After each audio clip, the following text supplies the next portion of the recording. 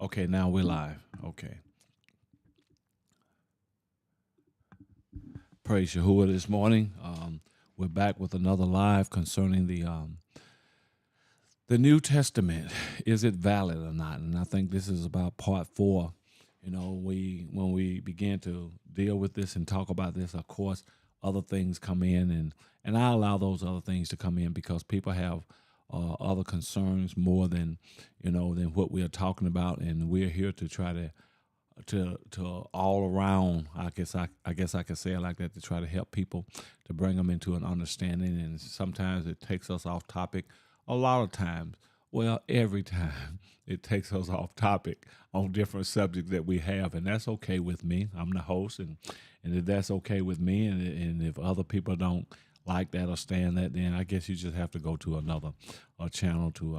But we got a lot of people, a lot of our people are awakening up in this day's time, and they're concerned about this and they're concerned about that, and so we just try to help them in areas, and we'll always come back to topic, of what we're dealing with, and what have you. But I have just one of my guests with me this morning, Suyahu Shushana, and her name is Susan. And before we go any further, again, those that are coming on, those are on. We just want to just say, shalom to you and thank you for being a part of this. And if you have questions or comments or anything, you just put them in the comments, and hopefully we'll see them, and hopefully we can get to them and even address them. Just want to say shalom to Linda Flowers. Thank you for tuning in from YouTube this morning, and maybe others will come on as we begin this. Again, this is part four of Is the New Testament, or the so-called New Testament, is valid, and hopefully we'll get a little bit farther than what we have gotten in the past, because this is an exhausting topic if you look into it, because so many of us are beholding to it, and we really are not discerning its flaws and all that kind of stuff, and this insertions, and or even where it came from, because it is my belief that it is not a part of the Torah, but many things have been pulled from our Torah, and brought into the New Testament, and we do understand that that the new so-called New Testament, it is letters to the different assemblies or congregations that uh, people like Paul had founded, and what Yahuwah used.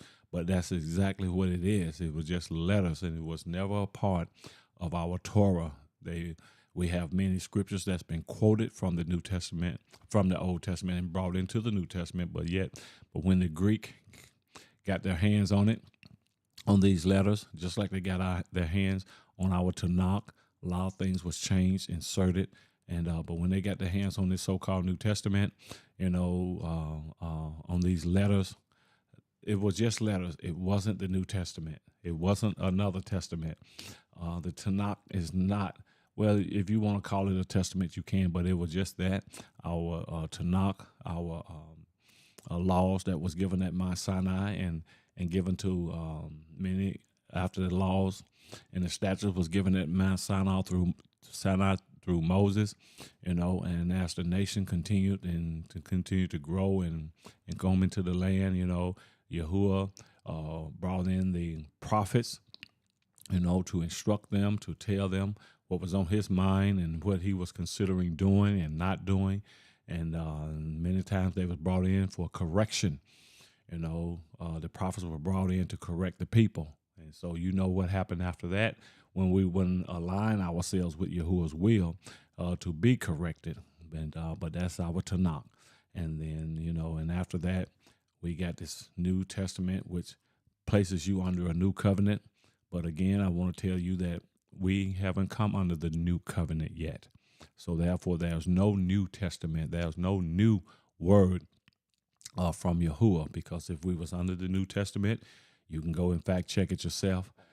Jeremiah 31 talks about what it's going to be, and what it's going to look like under a so-called New Testament or a new covenant. So you go and you read that, and if you don't see this happening right now in the so-called New Testament, then there's no new covenant. We've been given the Tanakh, and that's what we're supposed to be living by. And you're free to give your opinion and to say whatever you want to say concerning it. But the New Testament, so-called New Testament, is Greek. Is Greek. But the people that was given the New Testament. So I mean, that was given the Tanakh, and all of that comes to just mess us up and whatever, and keep us from getting to our Lord. But nevertheless, we're going to ask Shoshana, will she just open us up in Palah, and we're going to go with it this morning again. All praise. All praise to Now, Yahuwah. if you guys can hear me before she go into Palah, if you guys can hear me, give me a 1 in this chat. Those that is on, give me a 1 because I'm not sure. And maybe you can, I don't know. But give me a 1 to just make sure, because we be having all kind of I'll be having all kind of technical difficulties here. You have to excuse me for that. I'm not as a brisk with technology as maybe some others are. So, but just excuse me on that, and be in Palah for us on that. Okay, we see the 1, so they hear us. So, Shoshana, I'm going to ask you to go on in Palah for us, and we're going to begin. Okay. Father Yahuwah, our Alua, mighty and just you are. Kadash you are. There is no one like you. We honor you today. We exalt you, Father. Yes, Father. We give you the praise and the esteem that you deserve. I come before you humbly again.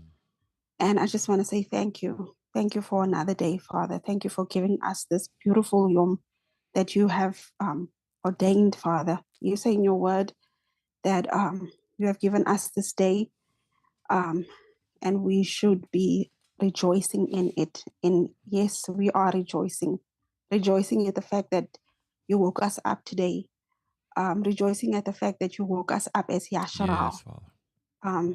Rejoicing at the fact that you have chosen us to be your people. Yes, Father. You have chosen us to be set apart. And I know that we take that for granted. Yes, Father. We esteem that, Father Yahuwah. And that doesn't mean anything, because it doesn't mean that we are special. It means that you love us. Yes, Father. And thank you for that, Father Yahuwah. Thank you, Father Yahuwah. I cannot say enough thank you. As we are about to go in this live, Father, I ask that you barak it. And whatever the word is going to be for us today, I ask that you open our hearts so that we can receive it humbly in the name of Yahushua. Father, you know that we all of our lives, we lived lives of deception. We have been deceived, Yes. Father, all of our lives.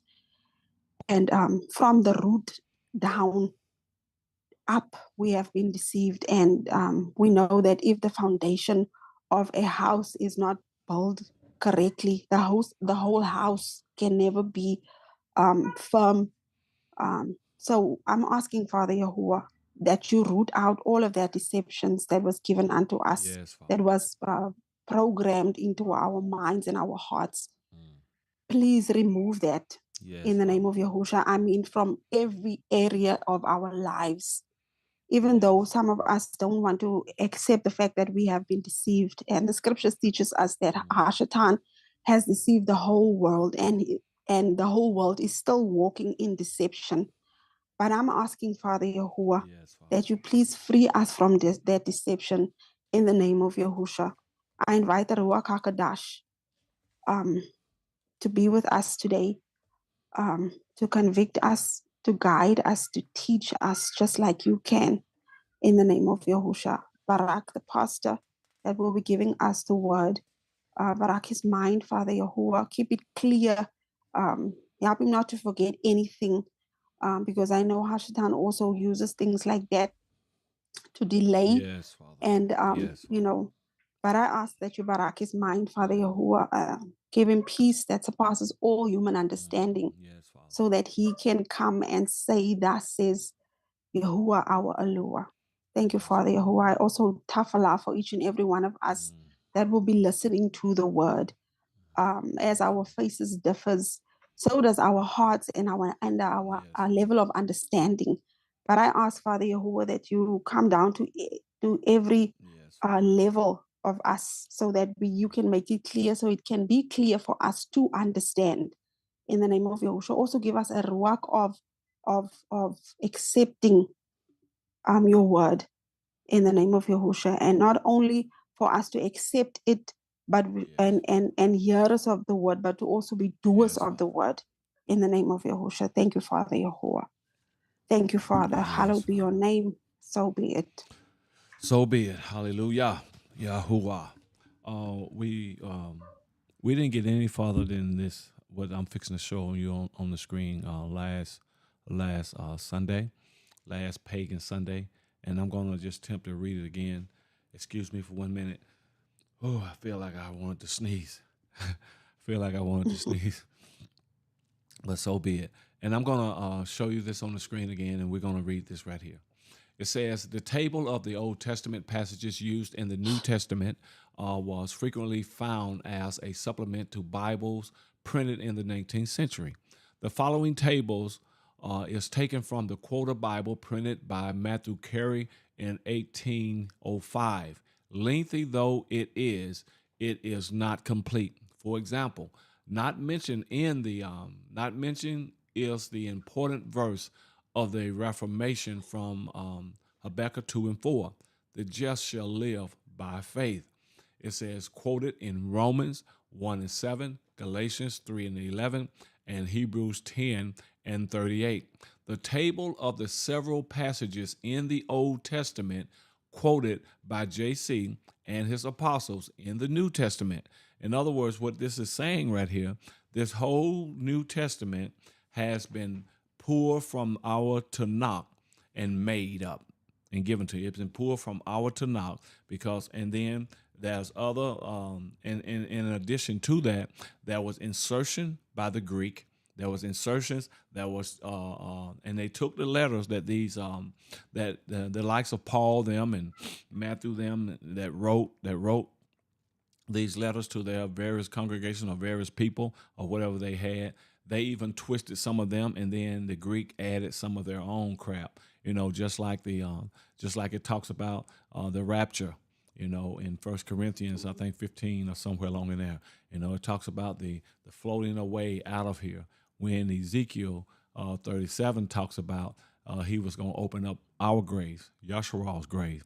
So that was pulled from our Tanakh and put a spin on by the Greek, by the so-called Greek. And a lot of our people, even that was a part of writing the Septuagint, especially the Brenton Septuagint, there were still twists and spins put on it, because a lot of our people was Hellenized. That's what you call Hellenization, when they, assimilated in Greek culture, so they saw things as the Greek, as we have said many times. Our people that were still in the land, they even considered our people as being Greek, wherever they were, wherever land that our other people were scattered to and assimilated themselves in those pagan societies. The true Hebraic people considered them as being a part of whatever pagan culture, considered them not only being a part of it, but being as those people were, those pagans were. And so, and that brings a lot of confusion also about the grafting in, of people. Yahuwah never talked about grafting in a people other than Yahshua that was broken off, namely the northern kingdom. And we doesn't seem to understand that. Our teachers doesn't seem to understand that.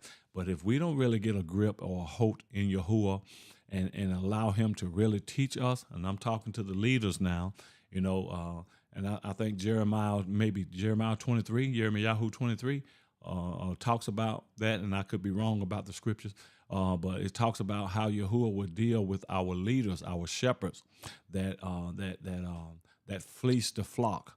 and just not watching over them. So we better be careful with these things, and we better be careful how we try to please others, and that's what have tailored a lot of our teachings, because we try to please other people groups with this Tanakh, which was given to Yasharel. And I know that there's a lot of disagreement is going to be concerning that, and you have that right to disagree, but we have to check our motives while we are telling other people that they are going to be grafted in without doing the research of understanding being grafted in. And you was also told that in the New Testament, now the Torah says that Yahuwah says it is forever. It is forever. Keep that in mind. The Torah is forever.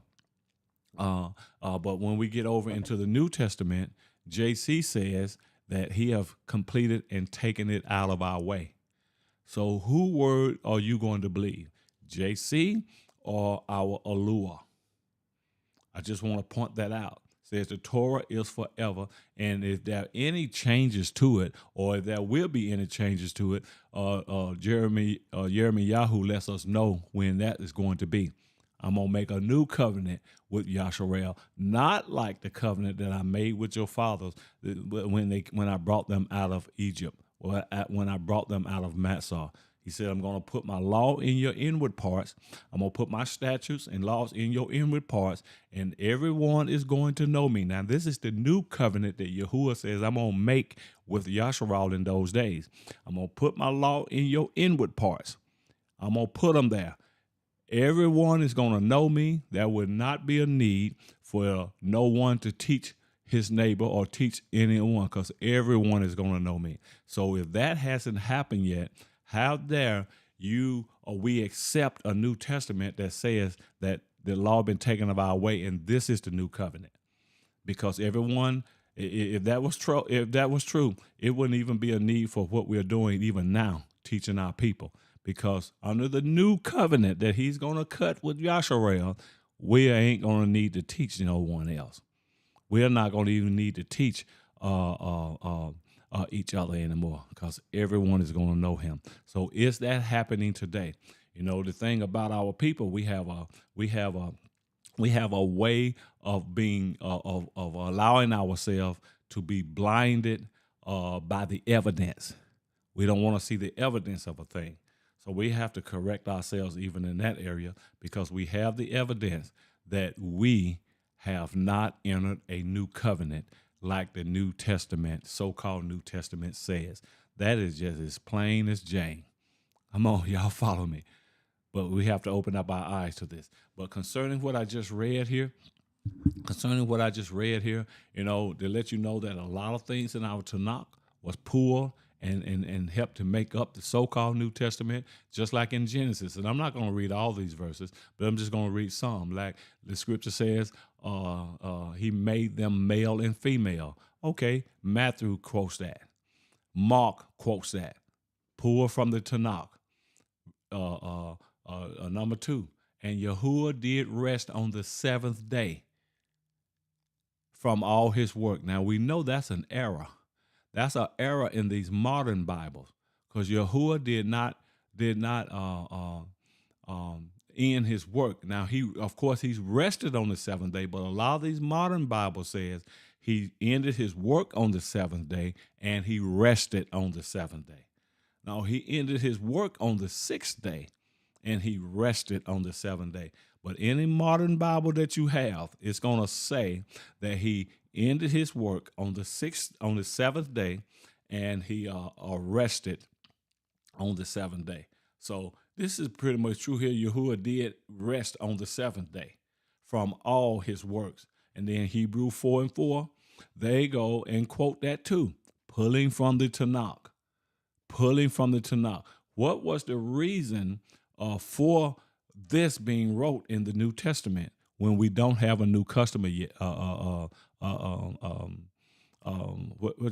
don't have a new covenant yet. What was the reason for them pulling this out, making another book, and giving unto us? It kind of reminds me of the Book of Mormons. Another testament, they say, of JC. of JC. And let's read one more scripture, and then I'm gonna turn it over to Susan Yahoo, so I can get her opinion on this stuff too. It says, I'm gonna read one more. It says, "For this cause shall a man leave father and mother." All right, Tanakh says this. It's also quoted in Matthew 19, yet twisted. Yet twisted it also, if you continue the reading. Matthew 19, verse 5, Mark 10, verse 7, Ephesians 5, 31, 1 Corinthians 6, 16. You see, it's pulled from our Tanakh, and a lot of it has put a spin on it in the New Testament, and this is what we live by instead of our laws and our statutes and our commandments that Yahuwah gave us at Sinai. And I'm going to hand it over to you, Sue Yahoo, and maybe you can add to this.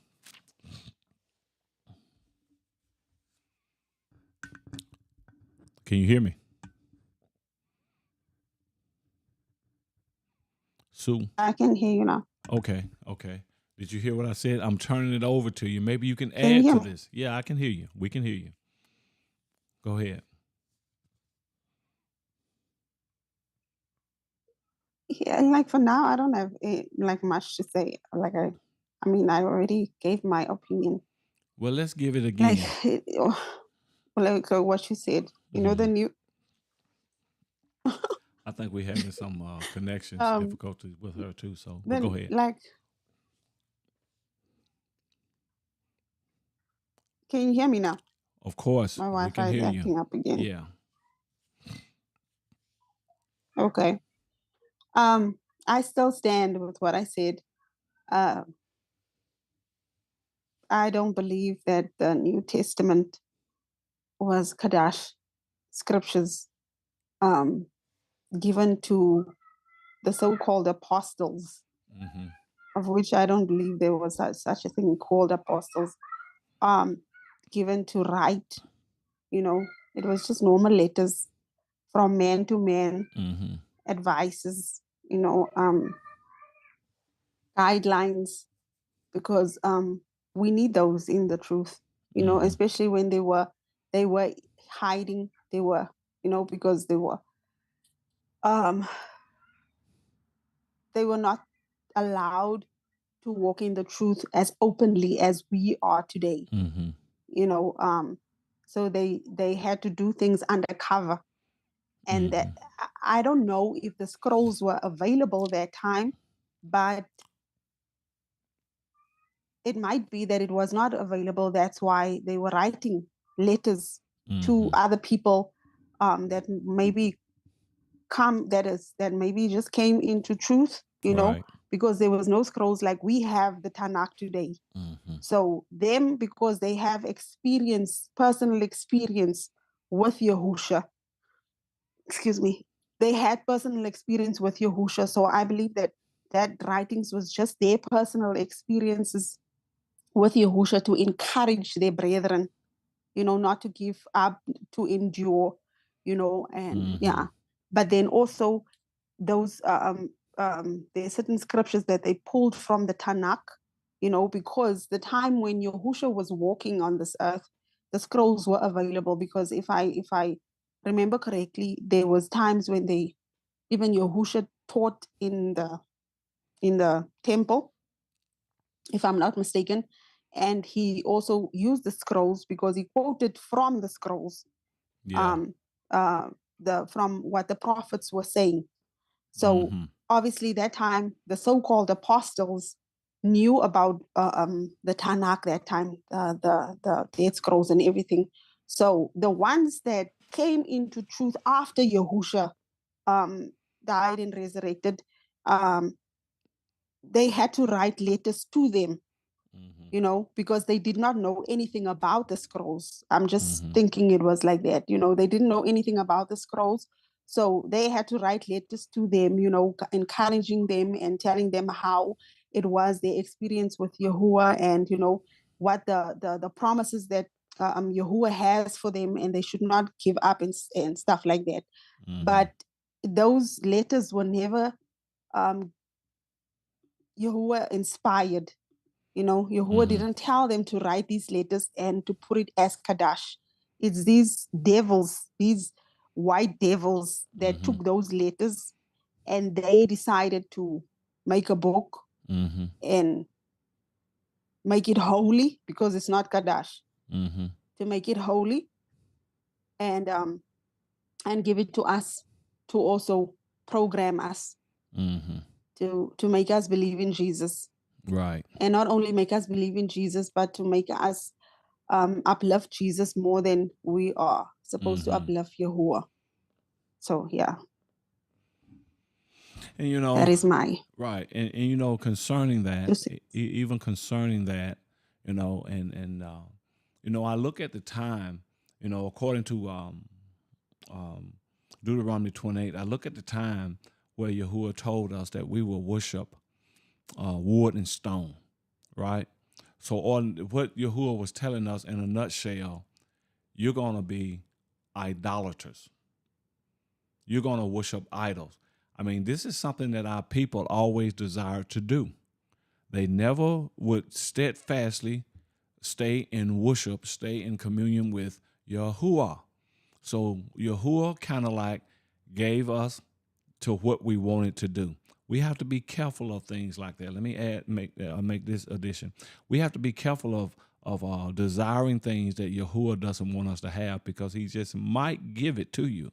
And it'll be even to your detriment, as it has been for us for these hundreds of years, you know. So you got to be careful of that. And by the fact that we have always worshiped wood and stone, always worship idols, in the awakening today, not all of us, but many of us, because of the hundreds and perhaps thousands of years that we've been in idolatry, we do not know the real allure. This is why we're so prone to go toward this so-called New Testament and to believe what it says, because we say that it is the word of Yahuwah. It is the word of Yahuwah. No, there are some quotes in it that is from the word of Yahuwah. And like I said earlier, have put a spin on it and given it to us. And in this very so-called New Testament have also told us that the law is finished and taken out of our way. Many of us today know better than that. Even though we know it, we're not walking according to what we know and understand. Maybe because we're not considering every aspect of it. But my point is this, we don't, because we've been worshiping, again, idols. We don't know Yahuwah like we think we do. Now, he have watched over us since we've been in the land of our captivity, and everything that he's spoken concerning what will happen to us has happened, and some in a lot of areas still happening. They're still happening to us because Yahuwah spoke these things. Now, why isn't this in the New Testament?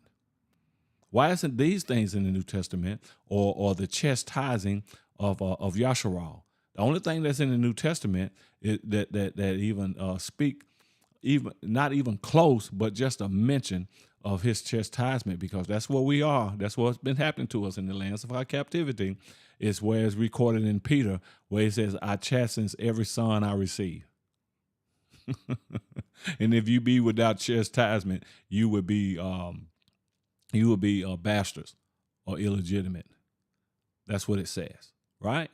That's the only thing that is mentioned, and we are still in chastisement. But the New Testament is all about love, love, love, love, forgive your enemy, this and that. And while the Tanakh tells us, I'm going to destroy all of your enemies. Why would Yahuwah tells us in the Tanakh that he's going to destroy our enemies, but he tells us to love them? He tells us to forgive them. We got to begin to think for ourselves and come out of the mental programming that has happened to us for us to accept this book that's been handed to us. Just think about it. But I know some of us, we'll just automatically, before we think, before we consider, before we put law about it, we'll just automatically become offended in it because no one is going to take my Jesus. He's Jesus. that is program. That is demonic programming. But we're not going to see it like this right here because guess what? Even though some of us have waken up, many of us are wakening up, we still have some annals of Christianity down on the inside of us that we need to be delivered from. Sure. That we need to be delivered from. Though we always are going to see what we're seeing here. So let me just point out a few more scriptures to you here that was taken out of our book. Go ahead, sis. Can I just add this?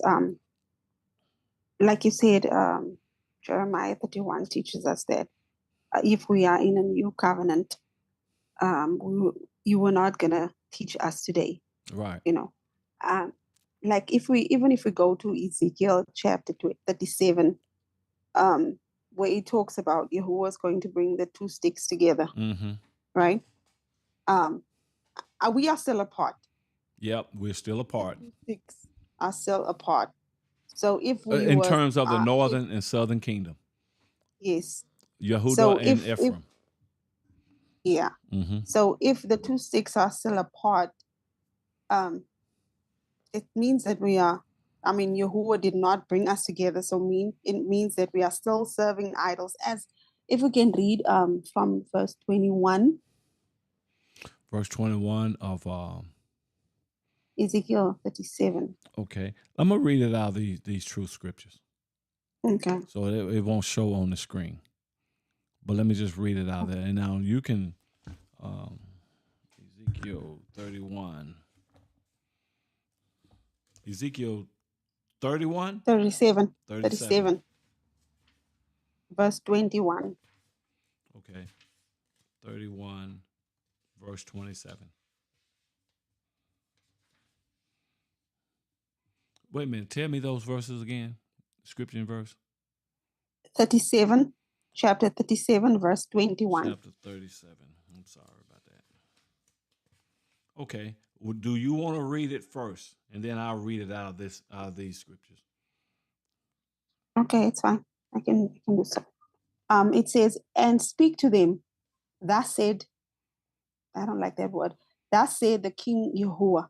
See, I am taking the children of Yasharal among the Gentiles, wherever they have gone, and shall gather them from all around, and I shall bring them into their land, and I shall make them one nation in their land, on the mountains of Yasharal, and one sovereign shall be sovereign over them all, and let them no longer be two nations, and let them no longer be divided into two reigns.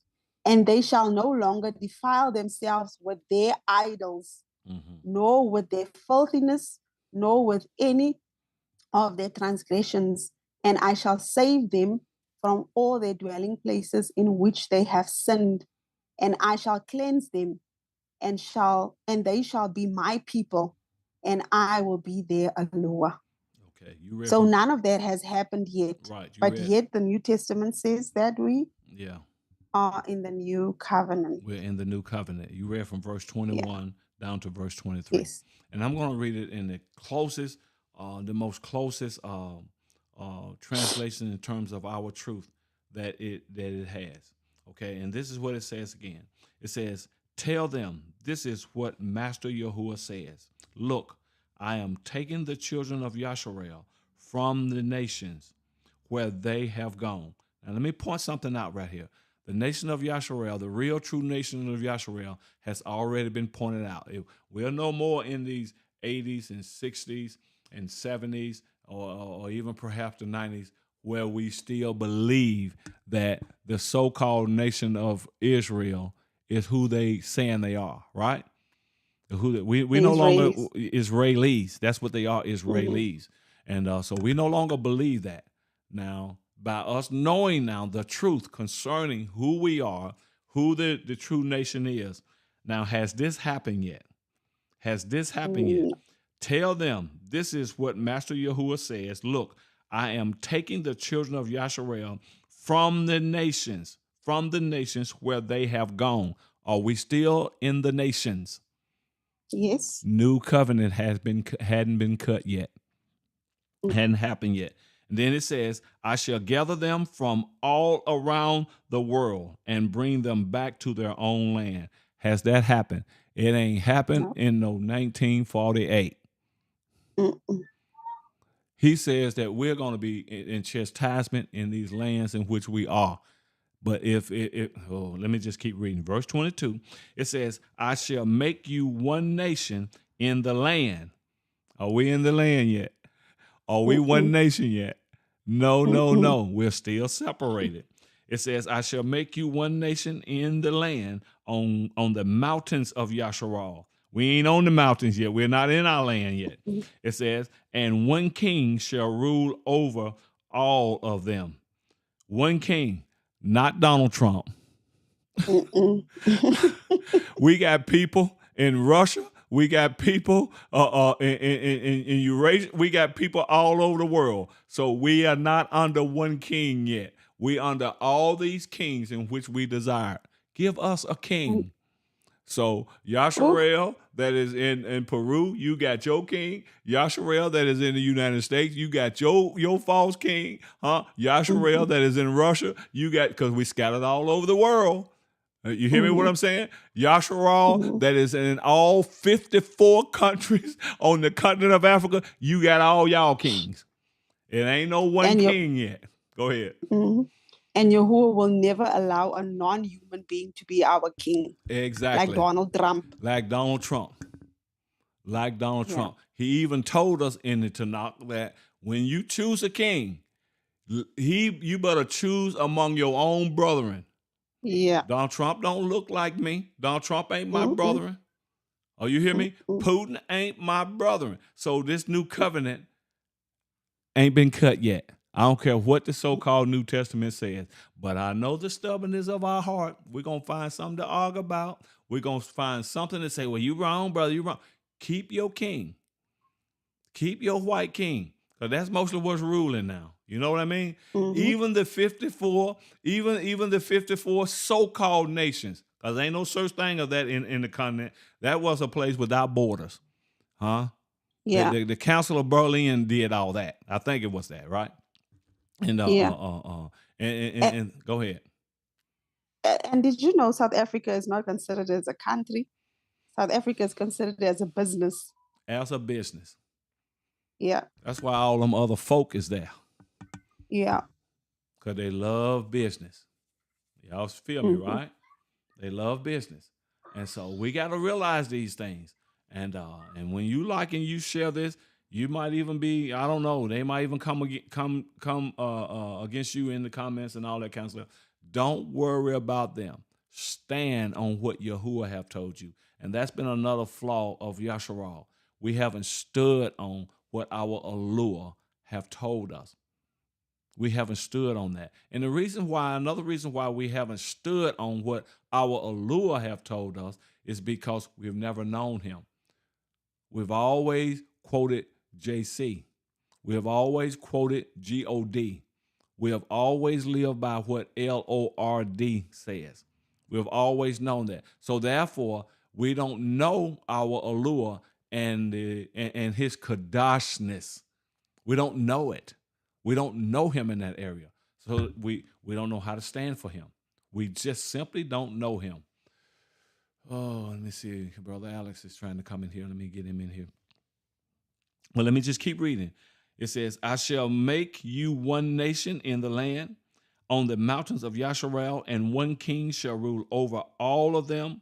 You shall no longer be two nations or divided into two kingdoms. Hey, shalom, bro. Shalom, Aki. I see you, man. I see you. Shalom. Shalom, shalom. Yeah. He said that we shall no, thanks for joining. He said we shall no longer be two nations. Huh? We shall no longer be two kingdoms. Yasharal are scattered, but in Yahuwah's eyes, we are still two kingdoms, even though we are in many nations. in many nations. And if we're in those many nations, and we are, then we under all whatever nation or whatever kind of leadership they have in terms of a president or whatever, we're under all them different precedents. When he says in this new covenant, we're gonna have one king. One. We ain't gonna have however many nations in the world that we are scattered over, however many nations. Just say 200 nations. That means we under 200 kings or more. Are y'all following me? So this new covenant, I don't care what white folks say. I don't care what black folks say. I don't care what green, purple, blue, pink folks say. You hear me? I don't care what they say. This old covenant, this so-called old covenant, have not been taken of our way yet. He have not made changes to it. But we're following this so-called New Testament that says that this covenant has been taken out of our way. The Tanakh has been taken out of our way. Some of us don't even know what Genesis 1 say because we never go and read the Tanakh. We never read it. We never go to it. We're just totally, exclusively given to the new so-called New Testament. And then we thinking we got points to argue with someone that have done the research. We don't have this. We lost Brother Alex. We don't have this. Are y'all following me? We don't have this. All right. Then it says in verse 23, and I think that's where you stopped at, Suyahu. It says, you shall no longer make yourselves unclean with idols. This is when we get into the land, because we are idled up now. We are idled up. We're under this beast system. It says, disgusting abominations or sin. I shall rescue you from all the places where you have sinned. He says, I shall rescue you. Not that you have been rescued yet. Just want to point that out. I shall rescue you, and I shall make you clean. We ain't clean yet. According to Yahoo 31, we ain't clean yet. But he says, I shall make you clean. You shall be my people, and I shall be your allure. And the other nations I'm gonna graft in. Do y'all see that in there? Oh, hell no. I'm just checking to see if Yahshua is paying attention. I'm just checking to see if Yahshua paying attention, because we don't listen. Because we wait. The reason why we don't listen and the reason why we don't hear good is because we're only listening in our head to our rebuttal. So it blocks out what someone is trying to teach you, what someone is trying to show you, because I'm listening, I'm hearing my rebuttal. And most of my rebuttal is saying, who he think he is. You finna just light in on us, on the truth. So be careful with your rebuttals. All praise. I know you just coming into this, Aki Alex. Praises. I know you just coming in, on the live stream here, and I know you've been listening too. But I wonder, do you have anything to add to it at this moment, to what we're saying? Your thoughts on what we are saying? Yeah, I put people in a Okay, jam. Shalom. Actually, I'm just joining because I know it. I was just coming from outside. I've not been at home. Okay, So I just joined. Okay, I gotcha. haven't even been to Facebook. Okay, Yes. gotcha. Okay, I don't even know where are we reading? we are still dealing with this so-called New Testament that we are living under, that we have accepted, and have still dealing with the so-called New Testament, and in terms of it saying that we no longer have to live the Tanakh anymore. We're still dealing with the New Testament in terms of it's the new covenant now, and we know what the new covenant not suggests, but we know what the new covenant said, how things will be, and what Yahuwah will be in us, and the evidence of what he said will be there. We won't need to teach anyone anymore. So we're still dealing with that. Oh. And it's part 4. Okay. It's Wow. part 4. Baby girl said, yes, going back to the comments, baby girl said, yes, I agree. I agree because I was guilty of that. I just used to reading the so-called New Testament. I'm telling you, this is the way we've been trained to do this. And it ain't only her. She's just in a humble place where she confess it. We're still dealing with the pride that's been given, that we have absorbed from the nations. We don't confess very much unless humility is there. Even when we're wrong. You know what I'm saying? Unless humility is there.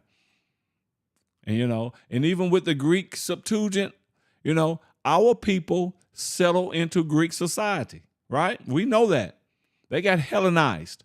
We understand that, right? So our people had a hand in forming the Greek Septuagint.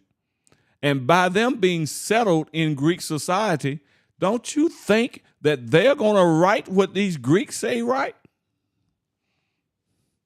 They weren't concerned about that where they come from in their nation. Go ahead, I see your finger. These Greeks did not know Hebrew. Mm-mm. It's our people that taught them, the Hellenized ones. It's our people that taught them Hebrew, and that's how the scrolls was translated to Greek through our people. Yeah, through our people. Through our people, because these Greek did not know Hebrew, but now they are making. But those Greek was their overseers, and you still better put in this Septuagint, you Black Hebrews, what we want to fancy us. And a lot of times they did that. They have had the rule over us, just like what I pointed out. In Acts 2, the day of Pentecost or the feast of harvest. Elders, salute. Unable to get on the Zoom, but I'm Shalom, brother Shaquille. Got you, Lauren. Let me see, can I send you Shalom, this Ashley. link? We have another participant that wants to come on. I'm gonna see, can I send you this link? Oh, shalom, Shaquille. Shalom, man. Shalom. Shalom.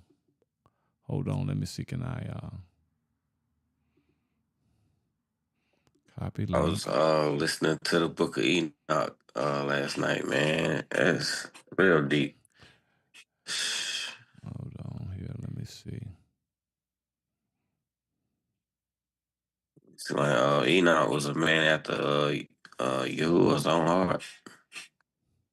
Y'all, hold on 1 minute here. Lauren. Okay, Lauren, I'm gonna email you this link, Lauren.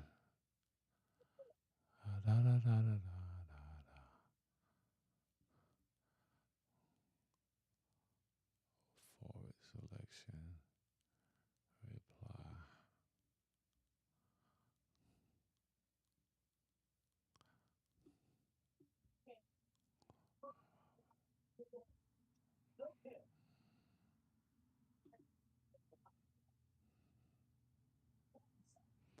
Okay, Lauren, I hope I got you. Check your email. Maybe that'll bring you on. I emailed you a link. The link should be in the should be in the chat. He can't get on to it. He's not in that group. I don't think he's not in that group. Okay, let me see. 11, 18. Okay, he should have it. Okay. You are my father. I don't want to hurt you anymore.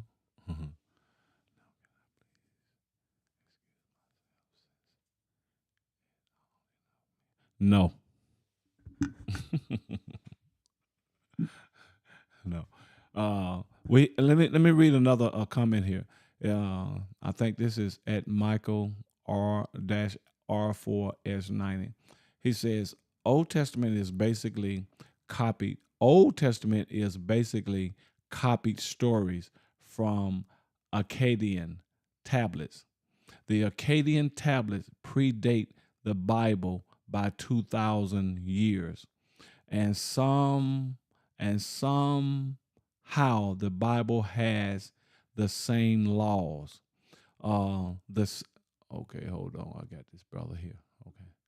And somehow the Bible has the same laws, the same stories, just strange names. I don't know about that, Michael. I don't know about that because I've met brothers and stuff that's into the that is into the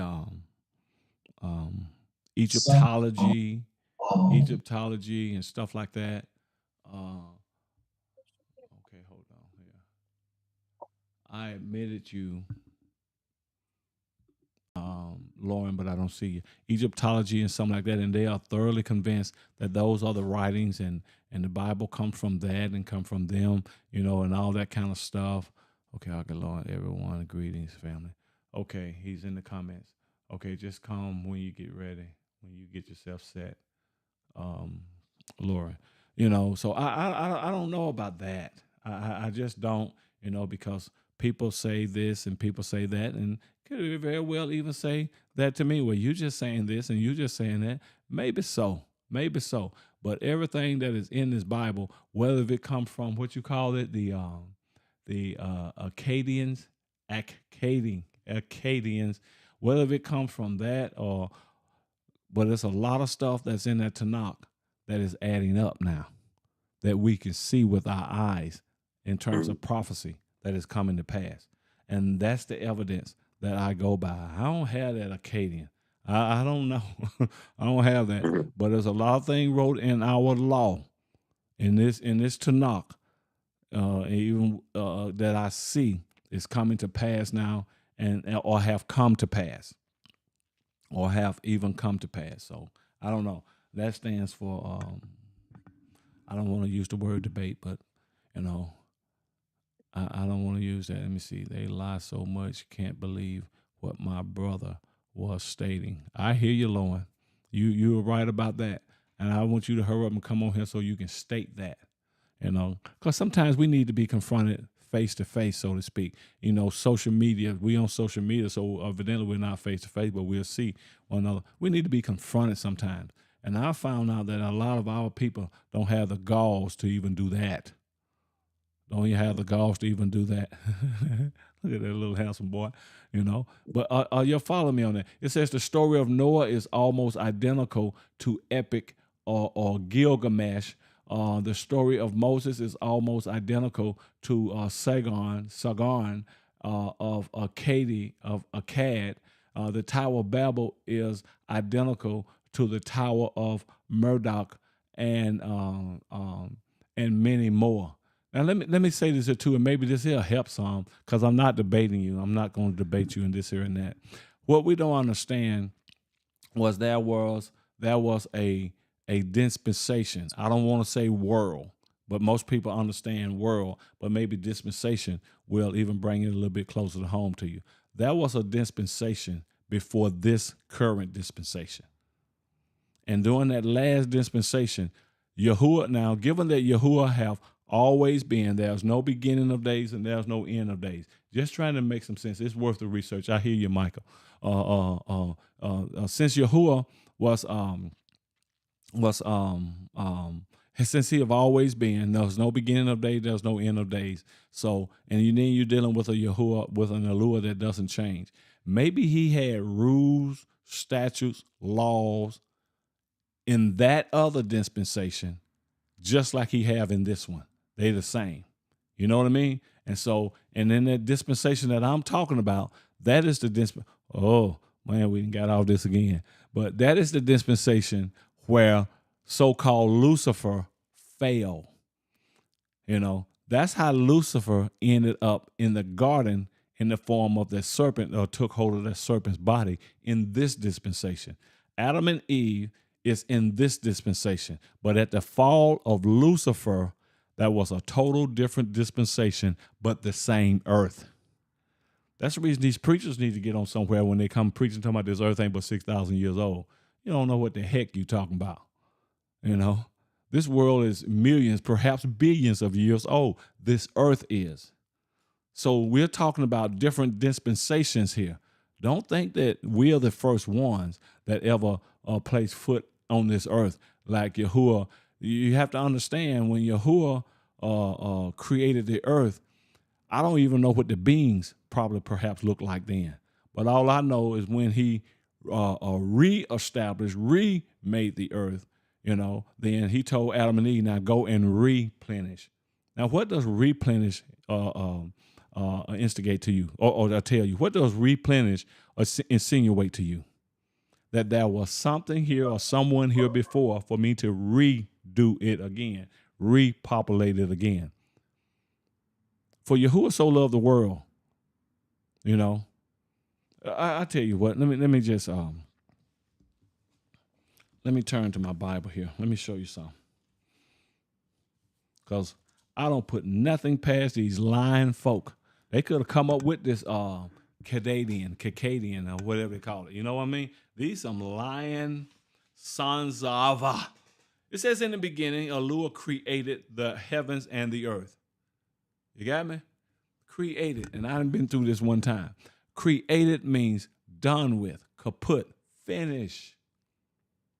It didn't say in the beginning, Yahuwah was creating the earth.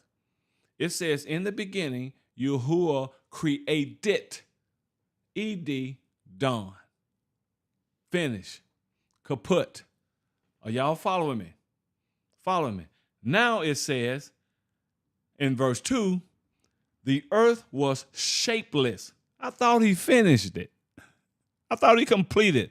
The earth was shapeless, formless substance, and darkness was over the surface of this deep. Formless substance, and the spirit of Elohim hover over the vapors of the formless substance. But in Genesis 1:1, he says it was completed. It was done. What happened? What happened between Genesis 1:1 and Genesis 1:2? Think sometimes.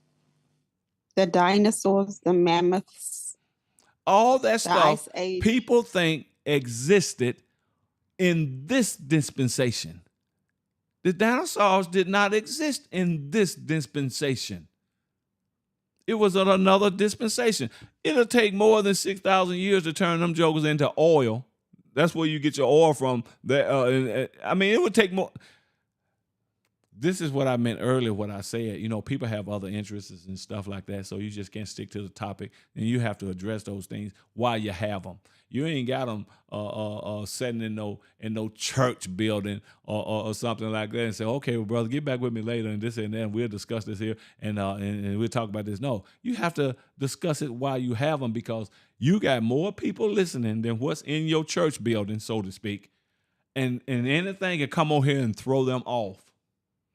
So we have to address these topics right then, if that makes any sense to you. And I'm not one that's going to get upset, get mad. Well, you change the topic. No, I understand that our people will follow. If somebody say something and say, this paper is God, our people will follow it. So we got to straighten this crap up right then. So that's how we change the topic, and you go, because our people will follow this. Oh, you follow me? If you tear one page out, just giving you a scenario, Shalom Aki. If you tear one page out, and then they say, well, which one should we serve? Well, y'all serve this one, and the rest of y'all serve this one. We'll be at it. So you have to straighten this crap up when someone brings some stuff on here, because I know our people. You have to know our people. And many of us that are not in these positions of pastoring for all these years and stuff, there are certain things that ain't been revealed to you. You have to have the position and have to be in depth with the public and people for Yahuwah to download things in you to what these people need and what he wants you to give them. I was once told by Yahuwah. And I told y'all this, and I'm going to tell y'all this here again. We simply don't know him like we think. And I was seeking Yahuwah to heal my body some years ago, because I was going through, man, to heal my body. And Yahuwah told me, but now Christianity said, oh, just ask him and he'll heal you. We ain't even considering the things in between what will block the healing. And then what will we say? Because we hadn't let Yahuwah reveal anything to us. Because guess why? Because we're always good. There's nothing he can reveal to me because I love him and I'm always good. I'm just always good. You don't know yourself. You don't know your heart. And Yahuwah told me, I am not going to heal you because I was a working fool, Brother Alex. I work. And then he called me into pastor. He said, no, I will not heal you because if I did, you would never get before me. So I can put into you what I want my people to have. Why wouldn't he put it into me? Because I'll be busy working. I'm feeling good now. I'm feeling my body feeling good and everything. And I ain't got time for Yahuwah. I got to make this money. You know how y'all do. See, I'm just able to confess mine. But you know how y'all do. You just out making that money and you ain't thinking about no Yahuwah. Long as you sit down, and pray them child prayers at night before you go to bed. Father, now you lay me down to sleep and keep my soul in some while awake. You know how you do. And that's all the time you have for him. So and you know I'm telling the truth. And then you'll go find a YouTube video and that'll be your message. And that joke on that YouTube video is just as wrong as two left shoes, but that'll be your allure time for that day. So Yahuwah told me I'm not going to heal you because I know you. I know all what you'll be doing is working. You'll never get before me because I've chosen you to speak to my people. Now, that don't make no sense. Shalom, Akuti. Shalom, all of y'all that I haven't said shalom to. But are y'all following me now? This is why you can take me off topic because when I get ready to go back to it, I'm going to go back to it. But our people are in need and they're in dire situations, different situations and everything. So you're going to have to take the time, you stiff shirt, black tie, white shirt wearing pastor. You're going to have to take the time to address our people. And some of them can't make no appointment with your uppity self. Don't y'all make me go off no more, with this kind of stuff. Because this is what we have as leaders today. Oh, make an appointment. Hey, my assistant to the pastor. Hey, assistant, I need you to take my Benz down and get the oil change. You see, that's all you about. You about that life. That life, not the life. You about that life. Of showing this and showing off this right here. And our people are in different places. They have different needs. They have different concerns. And you ought to be able to bring yourself off of your pedestal and not proud yourself on what you've been studying for 2 or 3 hours and don't want nobody to bring you off. I've even had people that I have assigned, listen to me closely, that I have assigned to teach. Even when we was in Christianity, Lauren, I've had people that I had assigned to teach. You got me what I'm saying? And they didn't study it all up and this, here, and that. But at that time to teach, Allure says, I need you to say this to my people. And so me being the senior leader, I cut in and I don't cut in. I just start out saying what Allure said. And these people would get upset with me because they think their message that they didn't study for is more important than what Yahuwah just gave me for the people. And they would get upset. Are y'all following me? I know human beings. I know people. Yahuwah got a specific thing that, because we don't understand that Yahuwah, I don't care what plans we make, Yahuwah has the right, our Lord has the right to change them plans. To change them plans. But because you didn't study it for all week, and now it's your time to get up here and teach or preach or whatever, and then at that time, Yahuwah said, speak to my people. And I was supposed to disobey him and let you bring your little 5 hours of study. And you upset because I had to do this right here. What is right, whether for me to obey Yahuwah or to obey you? Our people don't know, they don't know him like that. They think that they're it. They think that they're important. Are y'all following me? They don't know him like this. You can't let that rock of rebellion creep in. Come on. Can't let none of it creep in. Well, rebellions or whatever, that's most of what it is too, Shakir, rebellion. But most of it is not knowing him to even kill or destroy the rebellion that's in you. Just like what I had to deal with yesterday about King Saul or Shaul. He gonna stand up in the face of Samuel after Yahuwah told him to go into to the Amalekites and destroy everything moving, everything living, everything. Women, child, animals, don't bring nothing back. And you gonna say you obey Yahuwah? And then Samuel said, well, what Agag doing here then? If you didn't obey him. What King Agag doing here if you obeyed your allure? Well, the people wanted something to bring the sheep to offer sacrifices unto you. You see how we still won't admit our sin, but we'll still think that giving him a sacrifice of something he told you don't even bring here justify your disobedience. We're messed up from the flow up. I'm telling you, but we're too proud to confess it. We're too proud to confess it. And we love to splatter off a lot of knowledge. Because our motives is for Lauren, it's for Shaquille, it's for Alex, it's for Trudy, it's for Susan to love us and respect us and oh, you're so good. Man, the hell with all that. This is about Yahuwah. This is about Yahuwah. I don't care if you don't ever be impressed with me. I'm not one here even trying to impress you, but trying to share with you what Yahuwah is sharing, what Yahuwah want to be shared. And most of us as leaders are not like that. That's the reason I always talking about I created, I did, I'm working, I. The hell with that, man. No. They got to be careful because that's the same thing that Hassan was saying. All them eyes and stuff. Like, yeah, man. I did this, I did that.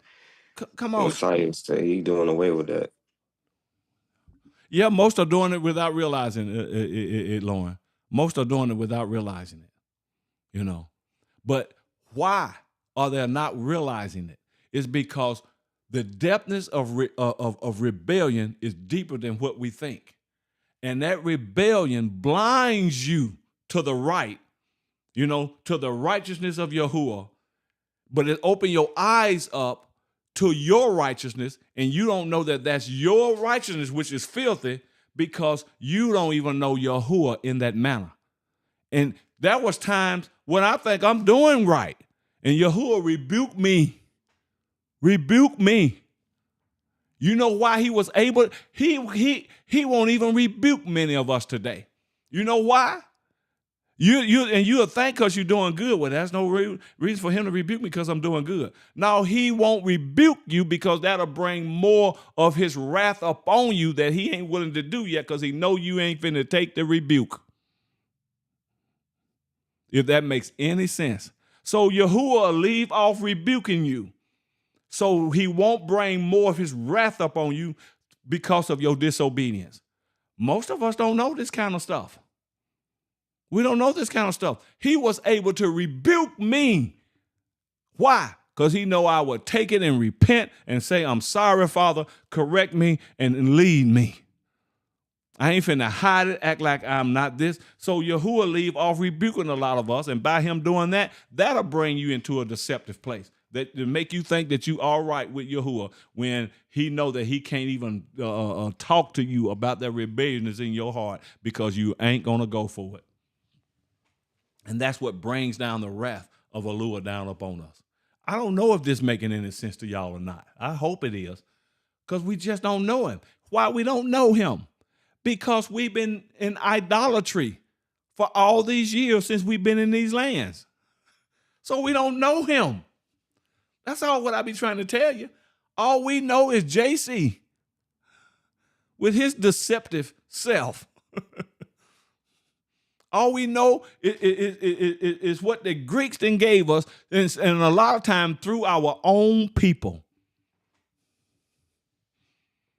We don't know this stuff. And then we can't teach a lot of this stuff to our people because we will hasten the wrath of Yahuwah on them as well, because they ain't ready for it. They ain't ready to receive it. And you just make Yahuwah boil then.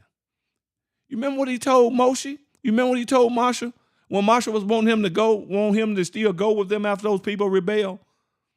You know what he told? He said, I can't go with you because I'll kill them going. I'll kill them. And I'm just paraphrasing it. You know? Shoot, Yahuwah wrath burned hot. He said, I'm going to send something. I'm going to send my presence with you. But me going with you, all of me, like I brought you out of Egypt in the cloud and all that, that can't happen no more, because I know this rebellious and stiff-necked people, and if I go with you, I kill them all. He didn't try to kill them before and told Moses, I'm going to start over with you. And if it hadn't been for Marsha interceding for us, if you do that, these nations going to say you weren't able to bring them out. And see, what we don't understand, Yahuwah do stuff for us because of his own name.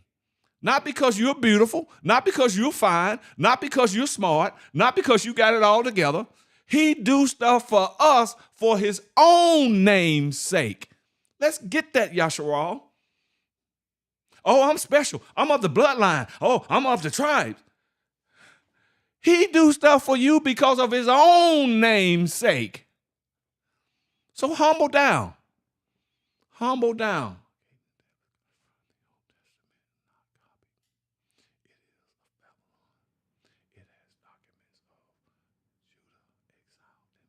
Hearts are freaking desperately wicked, man. That's why we gotta keep our eyes on Yahuwah and not on this world, not on the things of this world. Even though he done told us that, Shaquille, we don't believe that. He done told us these things, but we don't believe. We think it's make believe. We think it's make believe, or we don't think, Sister Trudy. Now that's true. Or we don't think.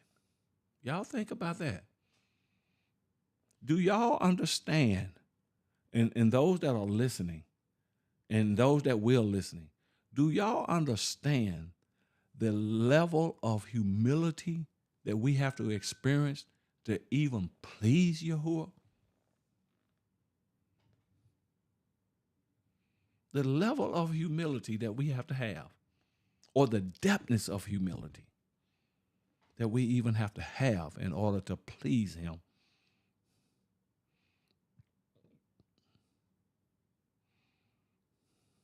And what's even scarier is our works and our ways gonna be weighed in the balance. It's gonna be like weighed like this.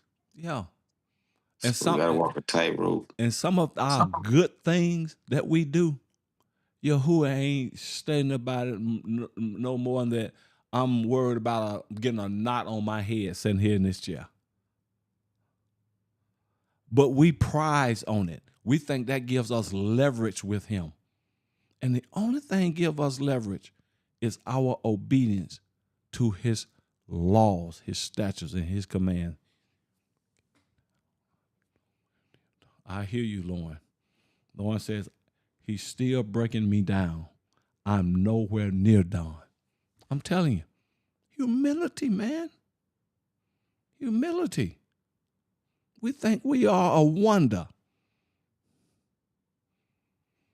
And we think we can get on here and tell these white folk off, and rightly so, because I do, while Yahuwah is still telling us off.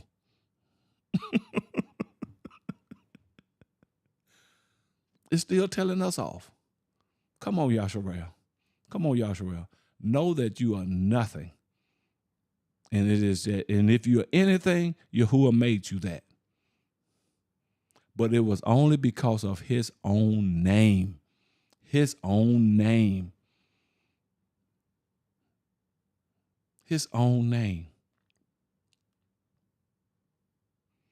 And going back to these people that I had assigned to do things, to teach things in this and that way, and when it came down to teach it, I'm still got my black self up there still teach. Because Yahuwah, and they can't even take it. Is your word more important than Yahuwah? Truly. There was times, and has been times, even in Christianity, that I mounted that so-called pulpit, but Yahuwah wanted to do something else. And I couldn't even preach. I couldn't even teach. But when he got done doing what he did, everybody has been filled with gratification, because he did what he wanted to do that day. We was different when we was even in Christianity. Why? Because I obeyed the command when he called me and he said, be different. He hadn't revealed the awakening yet. He just said, be different. We got a long way to go, family. Come down off your high horses. Come down off your high horses. Be faithful. Obedience breeds faithfulness. You ain't gonna tell me that you're faithful if you're not obedient, if you're rebellious. That's just mouth be talking. Just be talking. That's all what it is. And I treat it as that. I don't care what you know. He don't even care what I know. Especially when I lean to my own understanding and give him what I know that's come from him, it better be directed to him. Thank you, Father. Thank you, Father. And not through my years of researching, my years of self-making myself. y'all follow me? Man, we got a long way to go. He do stuff for us for his own name's sake. He don't care if, man, I tell you. He don't care if your blood, your blood, the blood that's running through your vein is just heavy, thick with Yasharal blood. He don't care. He do stuff for his own name's sake, and we still bragging on that. Now, I'm just going to outright tell you, I ain't as patient as he is. I am not as patient as our Alua is. I can't stand it when our black melanated teachers get on here and they are speaking up for these white folk. I can't stand it. If you've noticed one thing, if you haven't noticed anything else about me, I'm just as hard on Yasharal than I am on these white folk too. No, like Yahuwah, you feel no partiality. Look at everybody the same. Come on, man. You know what I'm saying? I know the destructiveness of these people and what they have done, but I also know the pride of Yasharal and the stiff-neckedness of us. No, man. No. That's just like me beating your child, but my child is just as rebellious as yours, but I let him go. I ain't about that. I'm gonna beat both of them tail. I ain't gonna favor the one that came out of me, and we're favoring one another. And y'all know we stiff-necked. Y'all know we prideful. Y'all know we are idolatrous still to this day, especially them that is still up in these churches, in these circuses. Come on. And I don't understand, Pastor, how they can do that. Like, it's like they are just dumbfounded. We're dumbfounded. Like, we don't get it. Like, you see they doing it stuff right in front of your face. They telling you stuff right in front of your face, and it's like, oh, what? Oh yeah, you said that I'm great. And they just called you stupid. It's like we don't get it, Yep. And we as a people, when I was speaking to someone about the things that are going on, oh, what are we gonna do with the voting? It never counted for us. That's what people don't understand. All this stuff that's going on, we are so disobedient to what Yahuwah tells us to do. Yeah. But we will do what the white man tell us to do, or the white woman tell us to do, just as fast as white is on right. We will do it, and we will honor it. But we won't honor what he says. And then we expect to be Baruch. We expect to get all this. Oh, we're going to be blessed in the city, but we can't obey him. It's just like a parent that tells their child, I do not want no one at my house when I'm not there. Yeah. And then we still let people come in the house. Yeah. And and then something happens. It's your fault. It's your fault. But we can't humble ourselves to say, I need to understand that I've been disobedient. I've had problems in my life and no true fulfillment in my life because of disobedience. Yeah. We can't do that. We cannot do that. I flipped, flipping, and I ran into this video, and maybe some of you guys saw it. Maybe some of you guys saw it too. And it was this lady. She sat on her daughter's bed in the hospital, and the daughter just, having a seizure, just you know what I mean? And she was asking everyone to pray, because I guess she's been going through this here for a while. And I seen all these comments, these little Christian comments. I pray for you. She got a neurological something wrong with her nerves, and I be praying and this here and that. I be praying and this here and that. Look, let me tell you something. I didn't put it in the comments. I messaged this woman. I said, sister, listen to me. I'm going to tell you something that you might not believe, and what I'm detecting here. Doctors can put names to stuff, but a lot of this stuff is demonic. What I see happening to your child is demonic attacks. That's what I see. And these little old Christian prayers ain't going to get them gone. You're going to have to warfare pray, and we can get them gone. I said, now, I don't even know if you believe me, but in case you do, hit me up. So evidently she don't believe me, because that thing can be solved today. And still this child going through weeks and months and years of what she's going through, and these little old Christians, oh, Jesus, help her, heal her whole body. You're going to have to deal with that damn devil, because we've been given authority to deal with him. You hear me? That's the reason Satan is so mad with us, because Yahuwah have given us authority over him. Right. What is man? What is man that you so mindful of? You know what I'm saying? That little old thing that you so mindful of. Go ahead. Pastor, you know what's so funny? They can't do that, because the devil ain't gonna pray against himself. Come on now. Come on. Yeah. They can't do it, because we operate in his way. Yeah. And we can't cast out what was in us. Mm-hmm. Come on. He ain't gonna let us cast out himself. So Right. If he cast out himself, his kingdom will be divided. We can't do that. And then, you know what I don't understand either? Like, they call it JC, but then they turn around and say, oh, that's blaspheming if you use his name in vain. But then y'all make jokes with that name. He vain. Yeah, he vain, but they, you know what I'm saying? They say, oh, don't use his name, because his name is so holy. Yeah. But y'all make jokes and go to comedy clubs and make comments and stuff on JC. Yeah. So y'all contradicting y'all own belief. They ain't considering, Sister Trudy. They are not considering. I just saw a prophet pastor that blew my mind. You done been all over the world, and you sitting up there acting like you speaking in tongues because the crabs tasted good. What the heck is going on? Oh, oh, these crabs taste so good. They're doing too much, man. Real? Are you for real? We full of crap. So y'all don't see what y'all doing is damning yourselves when you're doing that, if that's your belief. And then, just like you said, we don't supposed to use his name in vain and this and that. So why are you saying God damn? God damn.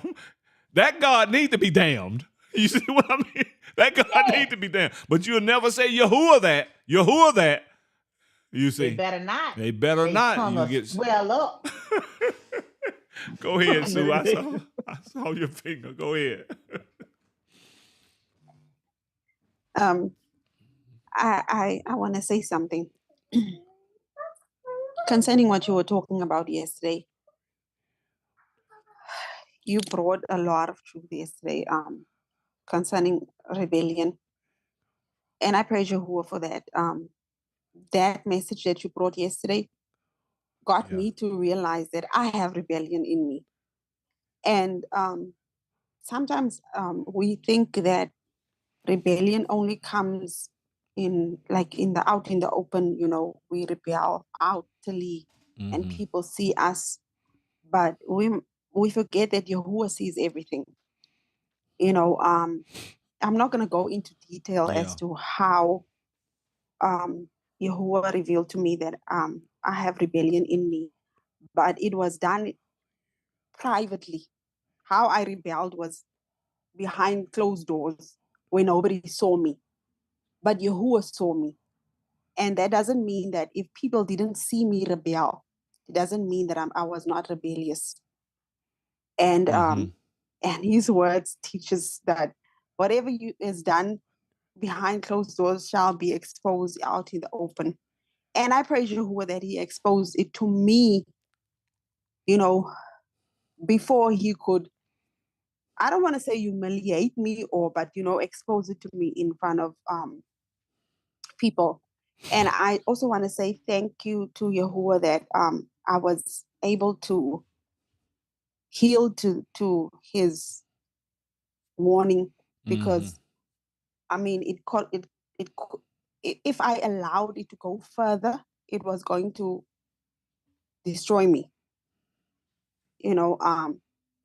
But basically what I wanted to say was that message, I mean, of yesterday, it hit me, and thank you, Yahuwah, for that. All praise to him, because I see a comment here by I am Lynn Flo or Rob. He said, I was convicted as well. Yeah. But go ahead. Praise Yahuwah for that. Yeah. But, eventually, I had to repent, and I'm still repenting, and I'm not going to stop repenting, because repentance is not a once-off thing, as Christianity taught us, once saved, always saved. It's a daily lifestyle, and like I said, if I were to hold on to that, Hashatan was going to hold me captive and destroy me, But Yahuwah, thank you, Father, again and again and again. Thank you, Father, for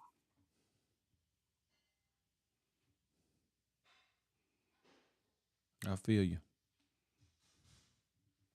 I feel your heart. I'm telling you, this is what Yahuwah wants. This is what Yahuwah wants from his people. This is what he wants. Father. That's all I can say. Thank you, Father. Yeah. Yeah. Genuine, true conviction that the Ruach does. No condemnation. Because if you was condemned, if you was experiencing condemnation, you'll go bury yourself in a hole somewhere and become depressed. Yahuwah doesn't want that. He just wants you to be convicted of the word that he have handed down to you. And that leads us to repentance. It leads us to repentance. Now, from my end, and let me speak from my end, I was just simply bringing a word, Lauren, that I felt like Yahuwah had gave me. You see? And by me being obedient to that, you got to be obedient. Now, you could be obedient to you could be, let me see how I can say this to make you guys understand. I knew that was going to be a good word, but I didn't bring it from that motive, oh, this is a good word that's going to get them here.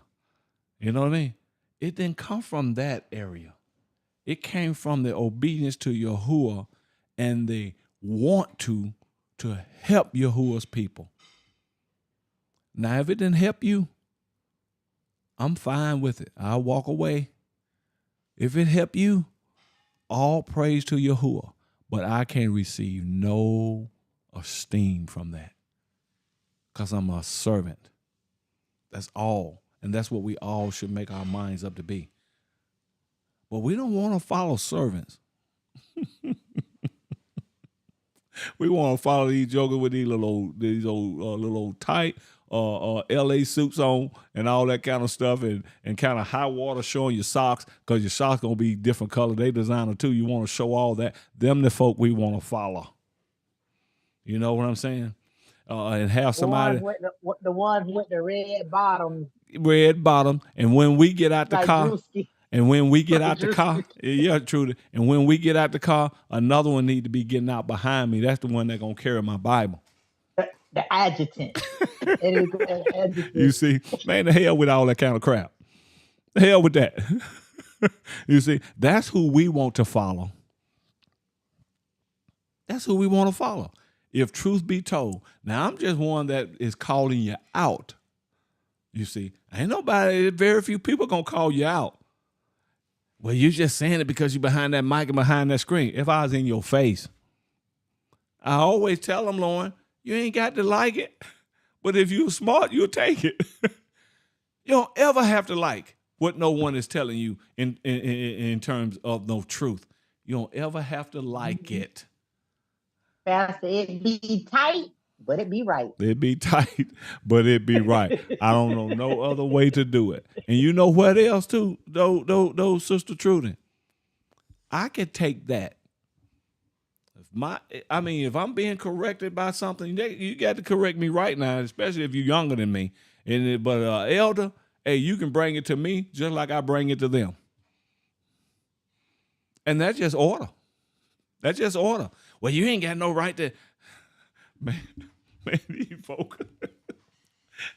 Yasharel is out of the way in more than one place.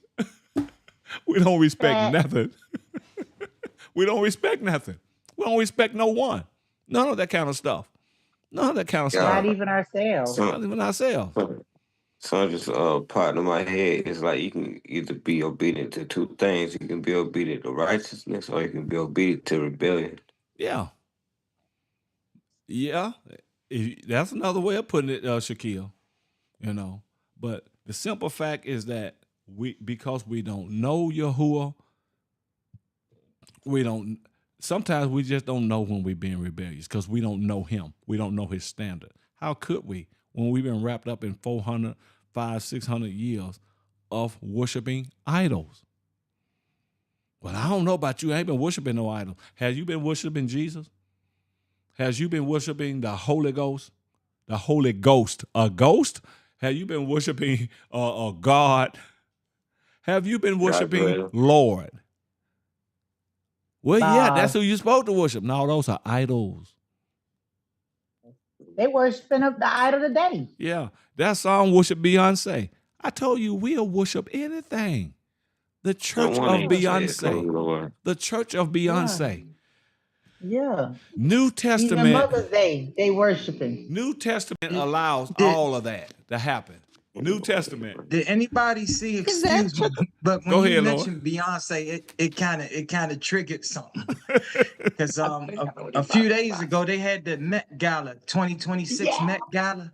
I didn't see it. And I was watching a sister put out some content about what that Met Gala really was about. And let me run to it real quick. Please. I just want to point something out that most people probably don't even know. Point it out. She pointed out the part about, and I saw the outfits that most of these celebrities wore, and it was outrageous.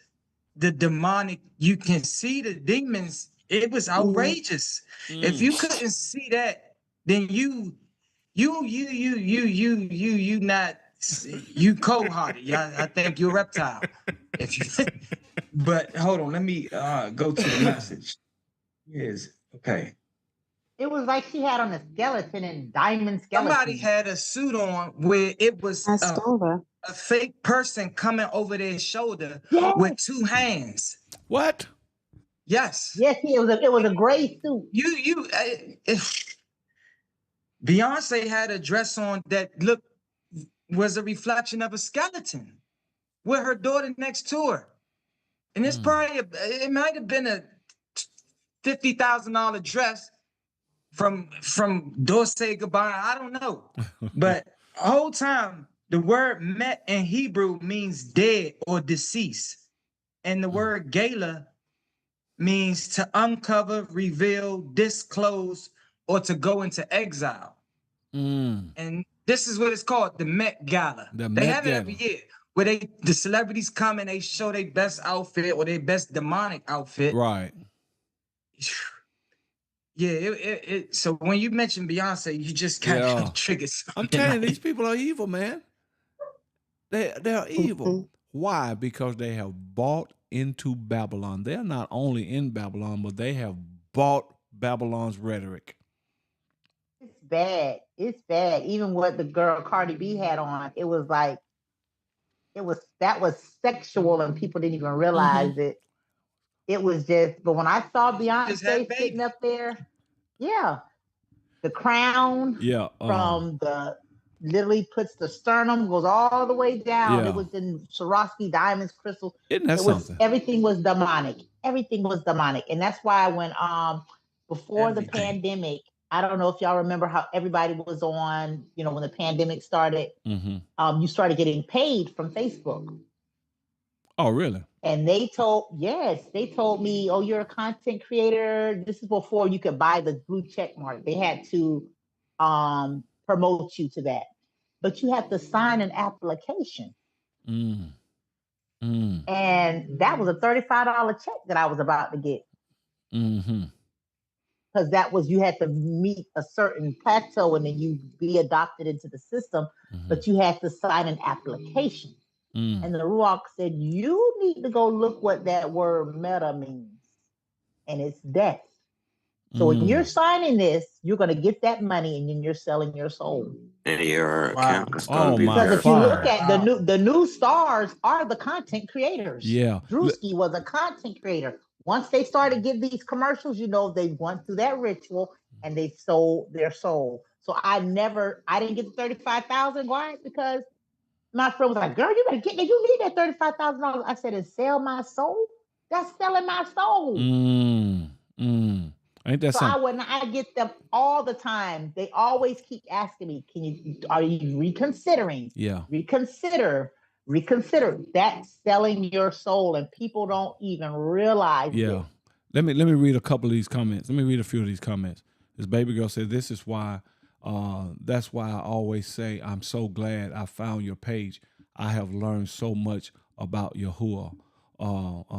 Barbara Page says it was demonic. Tamara, how you pronounce our new member name? Tamara. Tamara says Rihanna was coming out of a portal.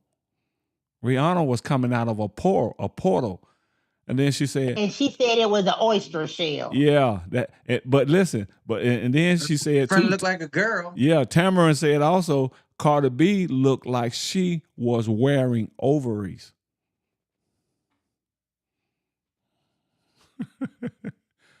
But this is who we run after. Now these, like you said, Trudy, now these are the true content creators, huh? Yeah, for Lucifer, yeah. Man, I can't believe these people, man. Isn't that something? And like you, when you said, find even Instagram, sorry to cut you off here, Instagram, all of them are all connected to Meta. Instagram. And you said Facebook, Meta TikTok. Means what? It's a wonder why I got off social media. I don't know why I got off, but something just kept saying get off everything. Yeah. Yeah. All this stuff. It's the same thing that Brother Lauren was just reading. That's what it means, death. Ain't that something? Ain't that something?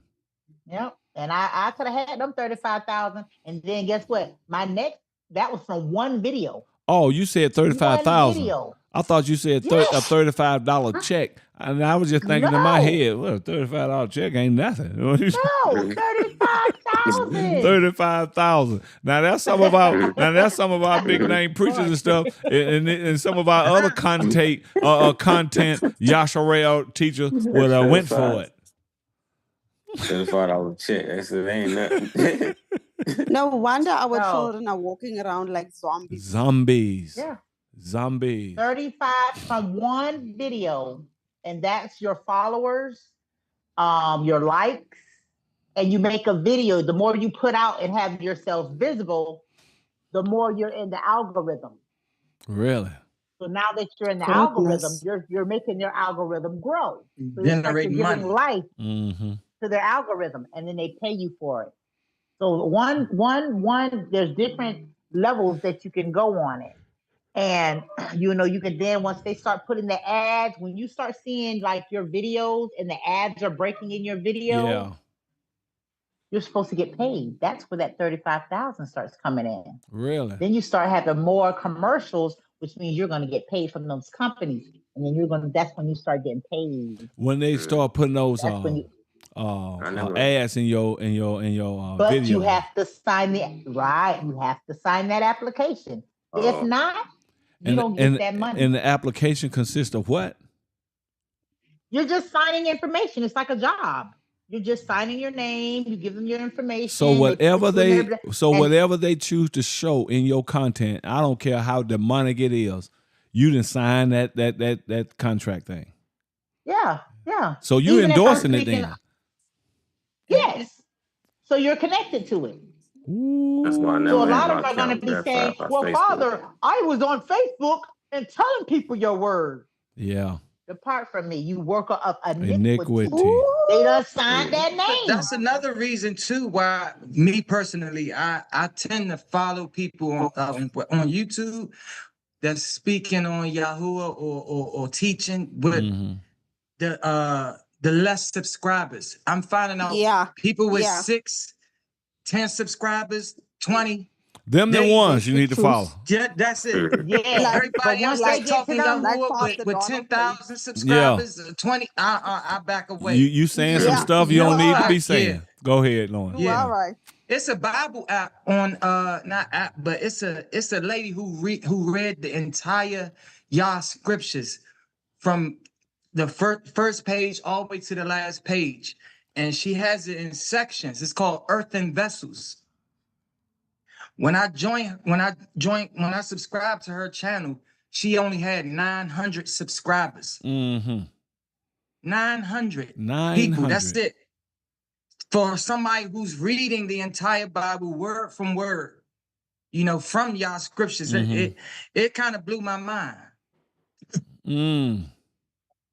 It kind of blew my mind. There's many people that's claiming the creator. Right. Nobody is. And the whole globe is attached to YouTube. Of course. And you only got 900. You only got 900. Because I guarantee you, she didn't sign the application. She didn't. YouTube, when you don't do that Meta, they're not going to push you out. Yeah, man. Let me read this comment. Sign that application. You gotta sign. They push you out, and you get that. You get that big money. So the ones with the 90,000 of subscribers and views and likes and everything, they got the money. Getting paid. Getting paid. Yeah, they getting paid. Getting paid. Man. That's why these Instagram girls, I'm gonna just say it like these Instagram hoes. That's why they get paid. Let's just keep it real here. Listen to me. Let's just keep it real here, True. To say it just like it is, and that's what it is. See, most of our people, we are so shallow and shabby and so sophisticated. We are Kadashly sophisticated, so we can't take these sayings like this. But that's what it is. You understand because the lingo of the day, you understand very well what I'm talking about. If I say hoe, then when I say, well, these girls, they just sell themselves and prostitute. No, the word hoe is very well understood, and you need to know that's who I'm talking about. You. Let me read this comment right here. Yep. So keep it real like that. Yep. I like realness. Don't try to paint nothing up. And Jezebel is connected to the Meta. Jezebel, in which she is ruling the world today, and I can point 100%. Out to you her traits. And some of us, some of your acoustics and stuff, some of you have these traits. And a lot of the males have these traits. But that Ruach prefer that female, because that female is what distorts the order of Yahuwah. You see what I'm saying? And put her ahead of the man. Let me read this comment here, and I'm going to let y'all guys go on. This is Jacob Yasharel. Let me see what he's saying. It says, the so-called New Testament, and when, let me go back. The so-called New Testament, and when I say New Testament, I'm referring to the Epistle of Paul, because the synoptic gospels are given to tell the story and life of Yahusha. Paul's gospel are not primarily focused on Yahusha, but a New Testament that brings in salvation unto the world, which is wrong too. because he ain't offering salvation to the world, as much as we don't want to hear that. Because that's what the New Testament is about, bringing salvation. The New Testament is really talking about, if I can explain it in 2 words, or 3, let me see, 3 words. The doctrine, I got to count these words off as I go. The doctrine of inclusion. And the Tanakh is talking about Yasharal. You got me? But let me just read it. Let me just read it. Let me just finish reading it. It says, but the New Testament that brings in salvation unto the world, which is in direct contradiction to what Yahusha declared. I'm not come but for the lost tribes of Yasharel and the house of Yehuda. Yep, there is so much to be said about this false religion called Christianity, of which Paul put in place the hierarchy of this religion. Now, I just say one thing to that. Hold on for a minute. Let me admit to her back in here. Now, I've heard other people talk about Paul's writings, and that's what they are to me. They're just writings and letters to certain to Yasharal or to the congregations he had then and stuff. Now, let's just say this Paul character is true. I think because it says how he knew the law, he was a Pharisee and all that kind of stuff. I don't believe that he was a Pharisee. Maybe he was, maybe he wasn't. But I do believe that the Greeks or the ones, this Septuagint and stuff, this Greek stuff, twisted Paul's writings because they knew Paul was more influential. So we'll twist his writings to really fool those folk, if that makes sense. That's just a thought. I'm not putting that forth as no doctrine, because Paul was a very influential man, very educated. So they'll take his writings, put a spin on it to make you think that he's really preaching and teaching these Gentiles and putting down Yahusha. Just my thought, just my opinion. Let me read one more of him. True that I see you. It says, and Jacob said also, he said, and also it is clear that Yahusha never co-signed on a New Testament. I go with you. In that he declares, I'm not come to destroy the law. He said it, bro. He said it. And the prophets, but to fulfill all that they have declared of me. And he did. It says, and so what did Yahusha bring? He brought a renewed covenant. I don't agree quite with that. It says, of the covenant of the law and the prophets. The Torah is the gospel. Now, I hear what you're saying in that, Jacob. Me and this guy, we have talked personally. We have had conversations, about different things and this and that. So I'm listening to what he is saying. But if you go and you read that book, Yirmiyahu, particularly the 31st verse, 31st chapter, you'll see that new covenant hadn't been cut yet. It's been put in place to cut in the awakening and the gathering of Yasharal. Yahusha, if we could say that and be safe, he have put some things in place for it to come about in the later years. But that new covenant hadn't been cut just yet. We have the evidence. One of the evidence by me sitting right here now in y'all face, and we're teaching. But that new covenant will not consist of we teaching anyone anymore. Not the new covenant. Read one more, then Truth, I'm gonna let you have it. It says,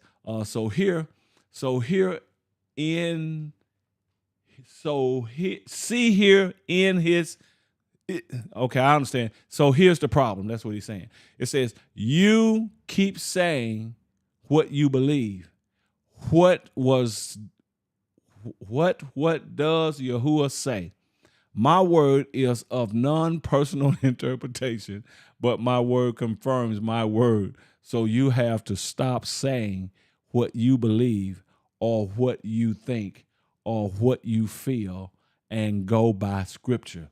Exactly. And I'm going by scripture that Yirmiyahu says this covenant ain't been cut yet. because it gives the evidence when it will be cut. So we got to quit saying we under the new covenant. Not yet. Not yet. And that's why they tell you in the New Testament, so-called New Testament, it's been taken out of your way and you've been given the new covenant. Not yet. Not yet. You know, when Yahusha, if he said these words, it is finished. Christians take that off. Everything done, everything finished, and this and that. And he was just simply talking. He was just simply saying, what my Father sent me to do, I finished it. If the Father said, pick up this glass, Yahusha says, and the Father says, pick up this phone, Yahusha said, I finished it.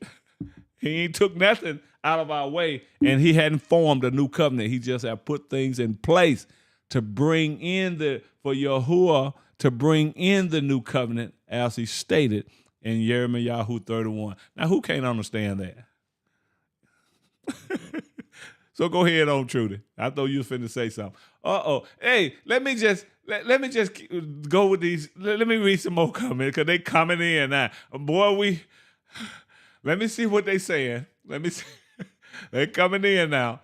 Okay, Benayah, Yashrael. He says, an interesting topic y'all are having. And we know all Bible translations has error. So be that, brother. Like God, Jew, etc. Yes. This is the question I would like to ask. Chantria, born from Yah, interesting statement you made. Okay, unless your position is that you're without sin, I'm wondering who's your intercessor and which animals are you sacrificing atone for your sins? Because in the Old Testament, certain animals was used for certain sins. I agree with that, but I ain't sacrificing no animal. It says, also, where is the Levitical priest that did the sacrifice? Where are they? I don't fully understand this question. Call me dumb. Call me Is he trying to say?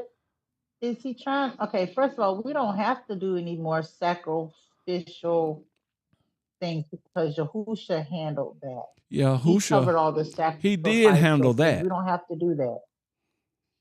And then he did the purity part. We can't purify ourselves. Only he could do that.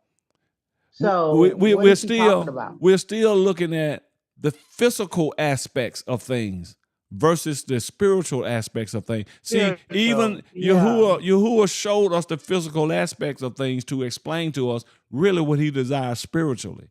Because just like he ordained physical circumcision, and then he began to tell us, hey, circumcise the foreskin of your heart. Because we can get caught up with the physical aspects of things and think that justifies us, but today it is a heart thing. Right. That's just like leaven. When we do unleavened, we know the bread and everything. We don't have it in our homes. We don't eat it. But it's also a spiritual aspect of getting the leaven out of you. And let me say this right here, too, because we know that leaven represents sin in the Tanakh, right? Since you brought that up, Sister Trudy. Now, in the New Testament, now Yahusha, I'm just telling you about the so-called New Testament. Now Yahusha, the bread of life, except you eat of this bread, my body. And then he did the so-called communion, take this bread for it represent my body, and drink this cup because it represent my blood. You see the introducing of things when the Tanakh talked about the blood and blood only. The purpose of sacrificing the animal, the atonement, because every sacrificed animal then represent the atonement. Or wasn't atoning for sin. I guess that's somewhat he asking and stuff like that. But I'm just trying to show you the flaws that this so-called New Testament has, and there's a lot of them which they have pulled from our Tanakh, and they have even, like you said, Benayah, like you said, all of these things are flawed today. All of these things are flawed today, but there are some things that's still in our Tanakh that is.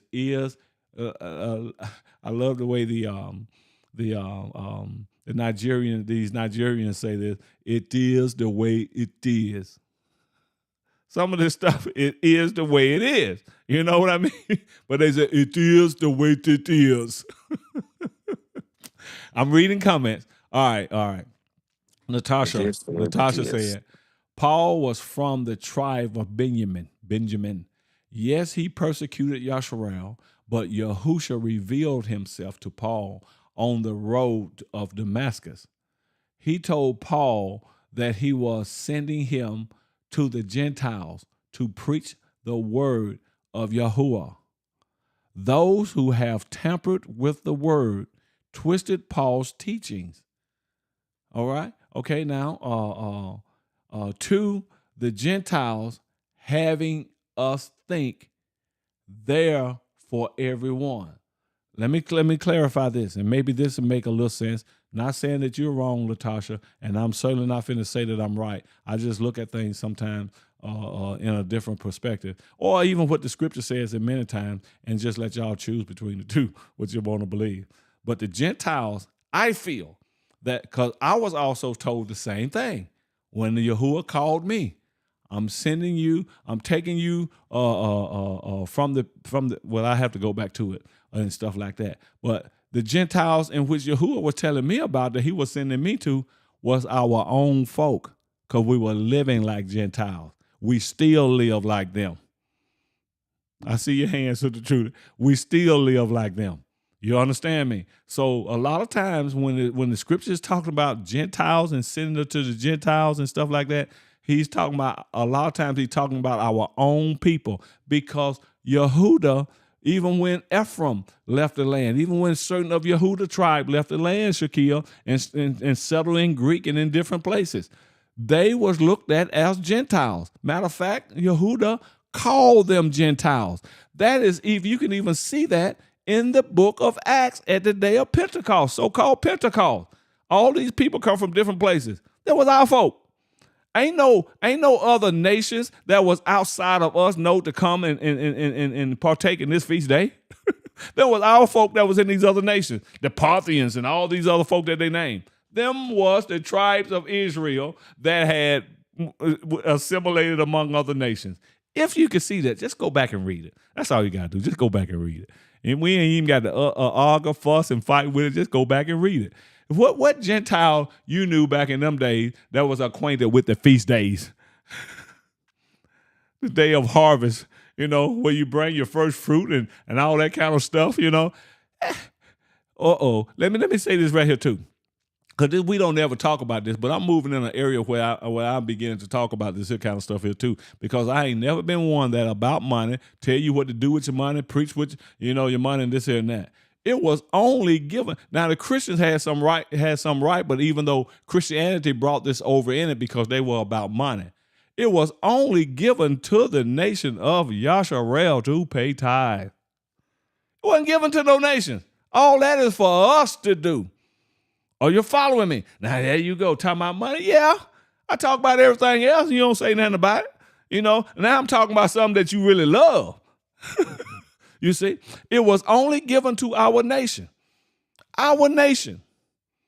It was only given, and it started with our forefather. When Yahuwah told us, go back to that rock, meaning Abraham. Abraham was the first one that did it. Our father setting the example for us. We don't want to deal with that though. We get on these things and we listen to the different Yasharal teachers and whoever your favorite one is or whoever. And I have to say favorite because sometimes our favorite ones are not the ones that Yahuwah led us to. Yahuwah have people for people. He has leaders for leaders. And I'm going to get off of this in a minute. And the ones that you pretty much choose by us being in idolatry and by us being rebellious and stuff like we are, you often choose the one you like. You ain't going to choose nobody like me. You're not going to choose them. But those are the very ones that Yahuwah could be leading you to. It's just like what we done in church. We get mad at the preacher because he preached that I was at the club all night and I slept with Betty Joe, and then we get mad at him and we go to another church. and listen to the preacher. Oh, it's all right that you slept with Betty Joe. Oh man, shoot. I hope you had a good time at that club. You stay with him, but that's who you chose. But that ain't who Yahuwah chose for you. So many times we run from lions into bears, but we don't want to hear it. Why? Because we're most rebellious. And with that, I'm gonna shut my mouth for a minute and let y'all have it. Most people on the edge temper. They don't want to hear the truth. They don't want to be correct. They don't want to be reproved to nothing. They just want their sin to be escaped like a goat, like a scapegoat. Yeah. Yaakov, Israel, Yasharal said, he said, I love you all and shalom. I have to go, but I enjoyed the conversation. Yeah, bro. All praise. Yeah, all praise. And we ought to be mature enough. If we disagree with each other, this here and that, stay with your folk. Stop acting like children. I ain't gonna play with you no more. Because you hit me with the tetherball.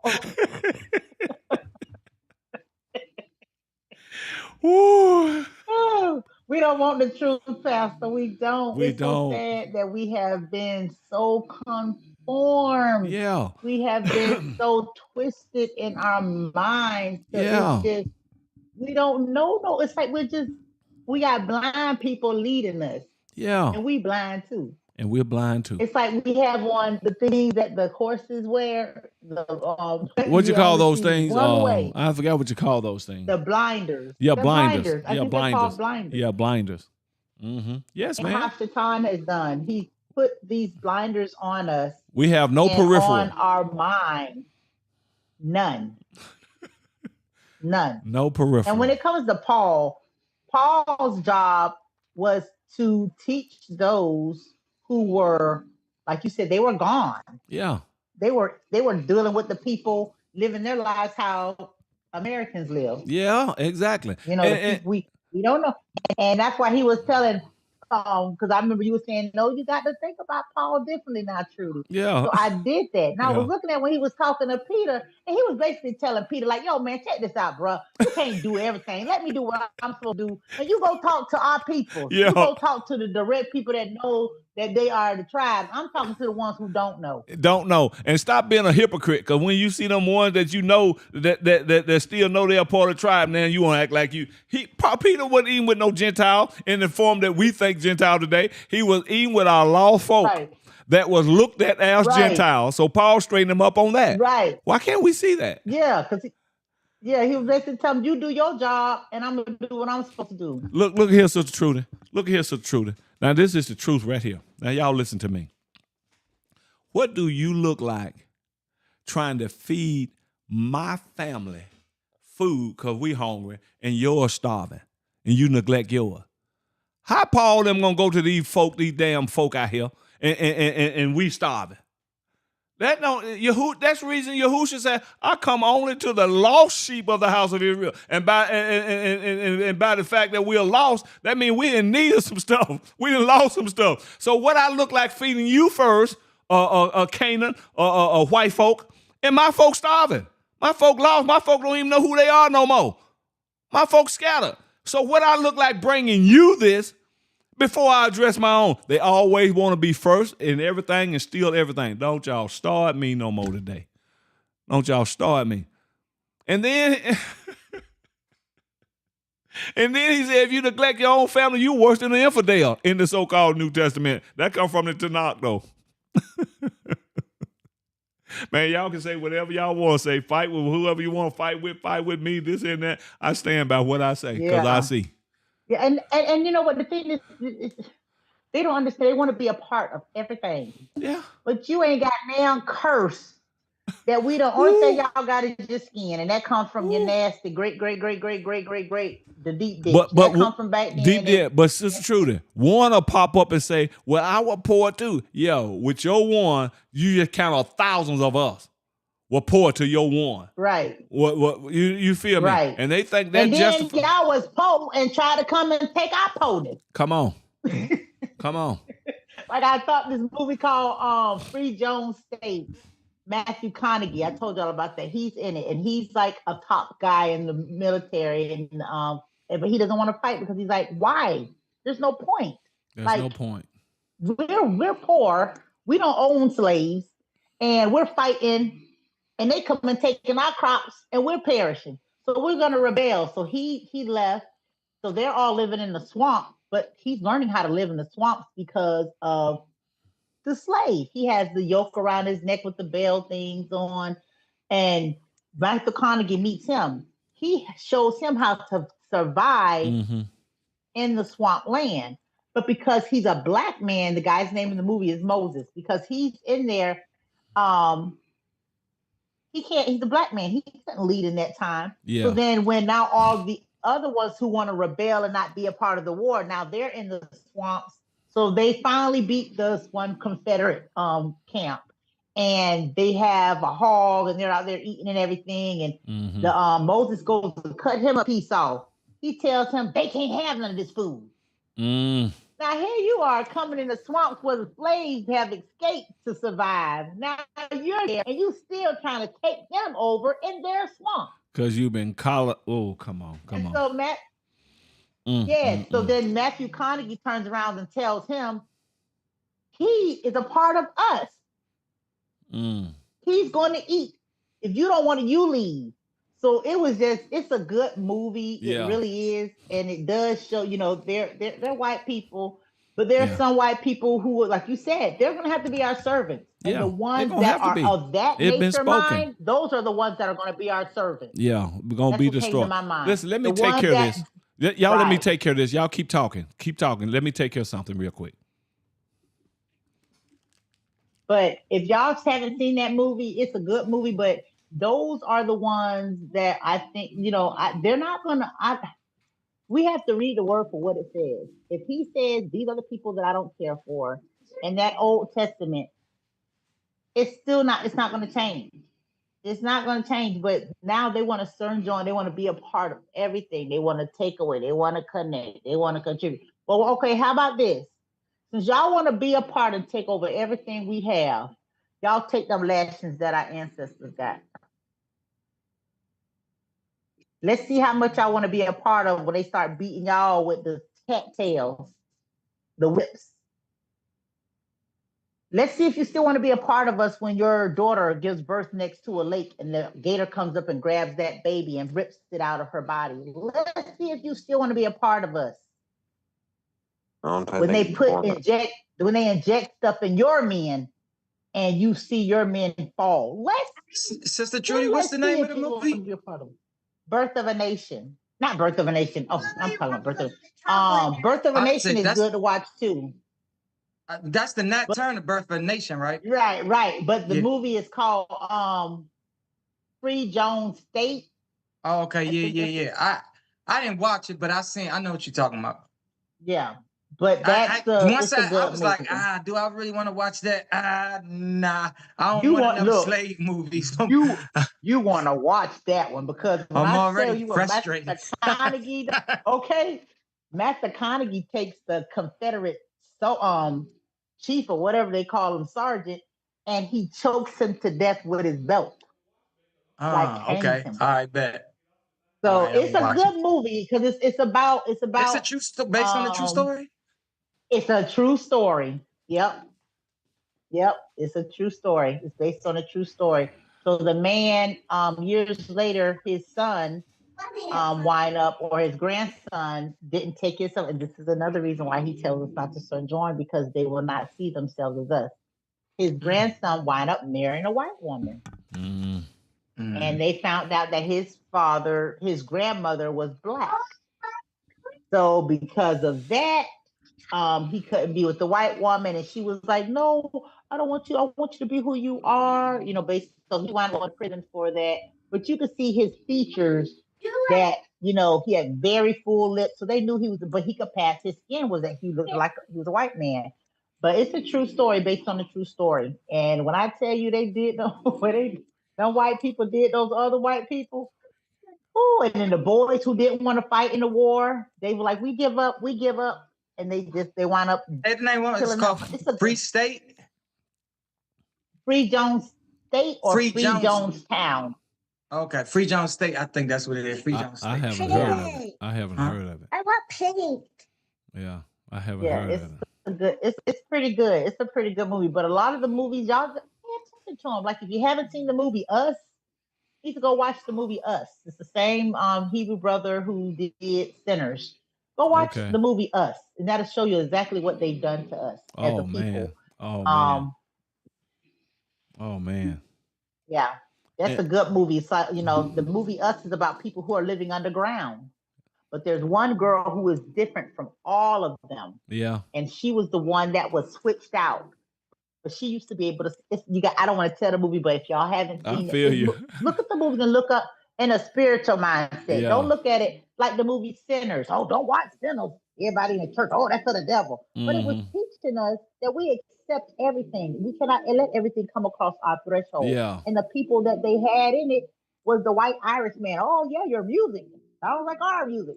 It was all a scam for Hasatan to get in and to destroy those people. But the man that's in the movie, later years, they show him he's still alive. This man that is portrayed in the movie is a true man. It's a real person. So I don't know if they took some stuff off of his.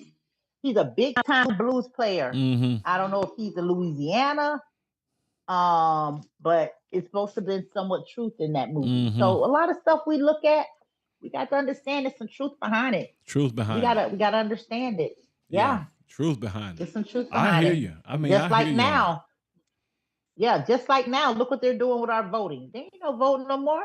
But even though we ain't supposed to, they don't take all our rights. They don't march out in Tennessee.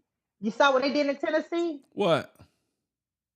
Oh, they took the voting thing and split it where there ain't no voting for blacks. They marched all of the black people that were a part of the government out of their office. They marched them out.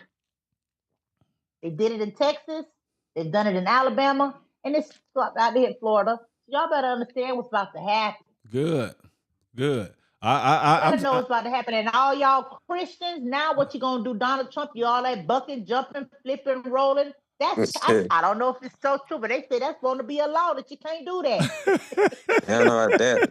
Ever since he didn't give the impression that he's trying to protect Christians. But hey, and then he just put a 20-foot gold statue of himself down here in Florida.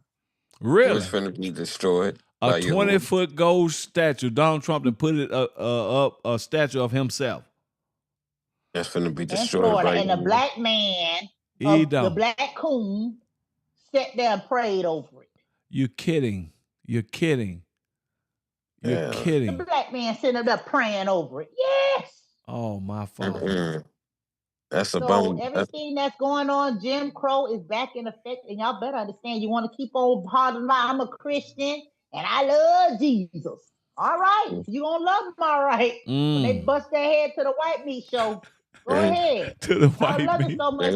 Bust it to the white meat show. To the white meat show. I hear you, girl. Yeah. I hear you. But yeah, man. A 20-foot gold statue of Donald Trump and the black man over there blessing it, praying over it, protect it. Like, what is wrong with y'all now? Baby girl says she's seen that in the comments. She's seen that. Man, I tell you, if this ain't, when are we going to wake up, Yasharal? When are we going to wake up and realize that these people are not it? They don't know what they're doing. They're smoking in Yahuwah's nostrils. You're the one that's it only because of Yahuwah's namesake. He made you it for his namesake. Man, we are so easy to lead off into error. And that speaks of the rebellion that is down in our Ruach. Because we're easy to lead off into error. Why is it like that? Why is it so few of us are able to think for ourselves? Because you got to understand this here now. You got to understand this right here. When the nation went into captivity, it wasn't because of everyone was disobedient.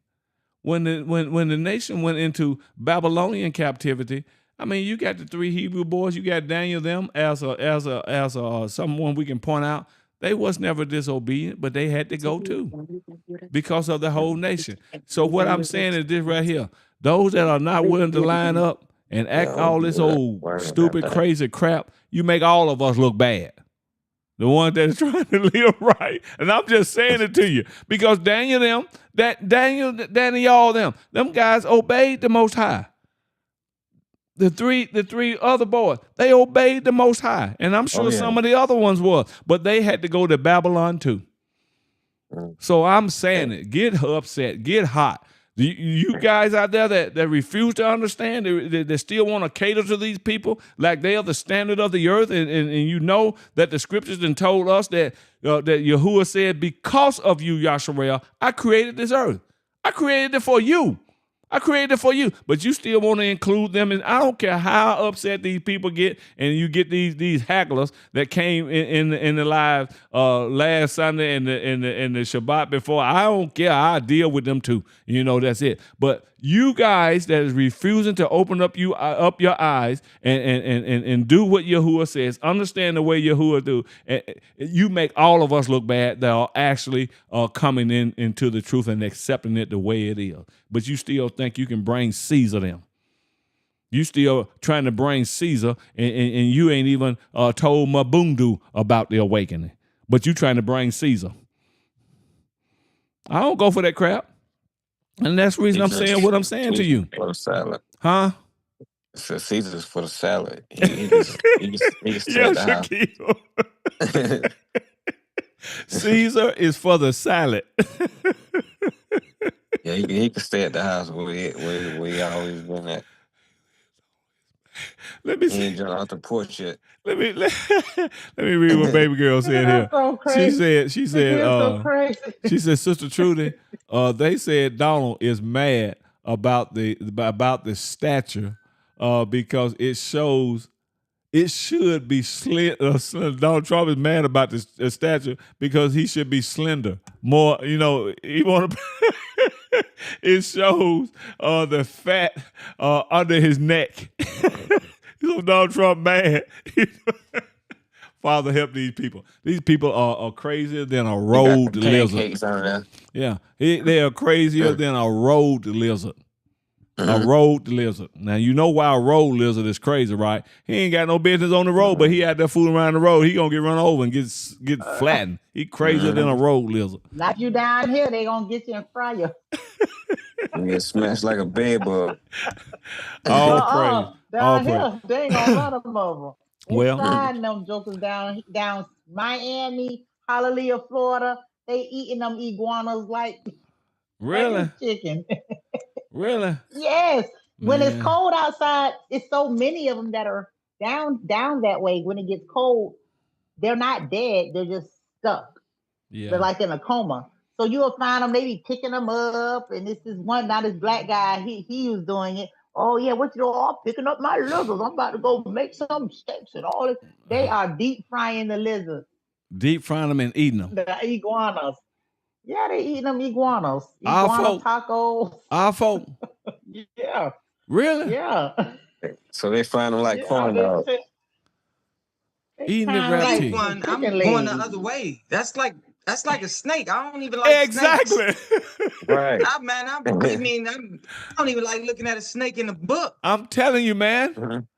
I'm telling you. Them iguana tacos, quesadillas. That's nasty, man. Eating a reptile. Because iguanas are reptilian. Because they are reptilians also. You know what I mean? That's just like you said, Lauren. That's just like eating a snake. It's the black people and the Hispanic people. And I seen the interview with Nancy Pelosi. All she kept doing was her tongue kept sticking out. I said, that ain't a reptile.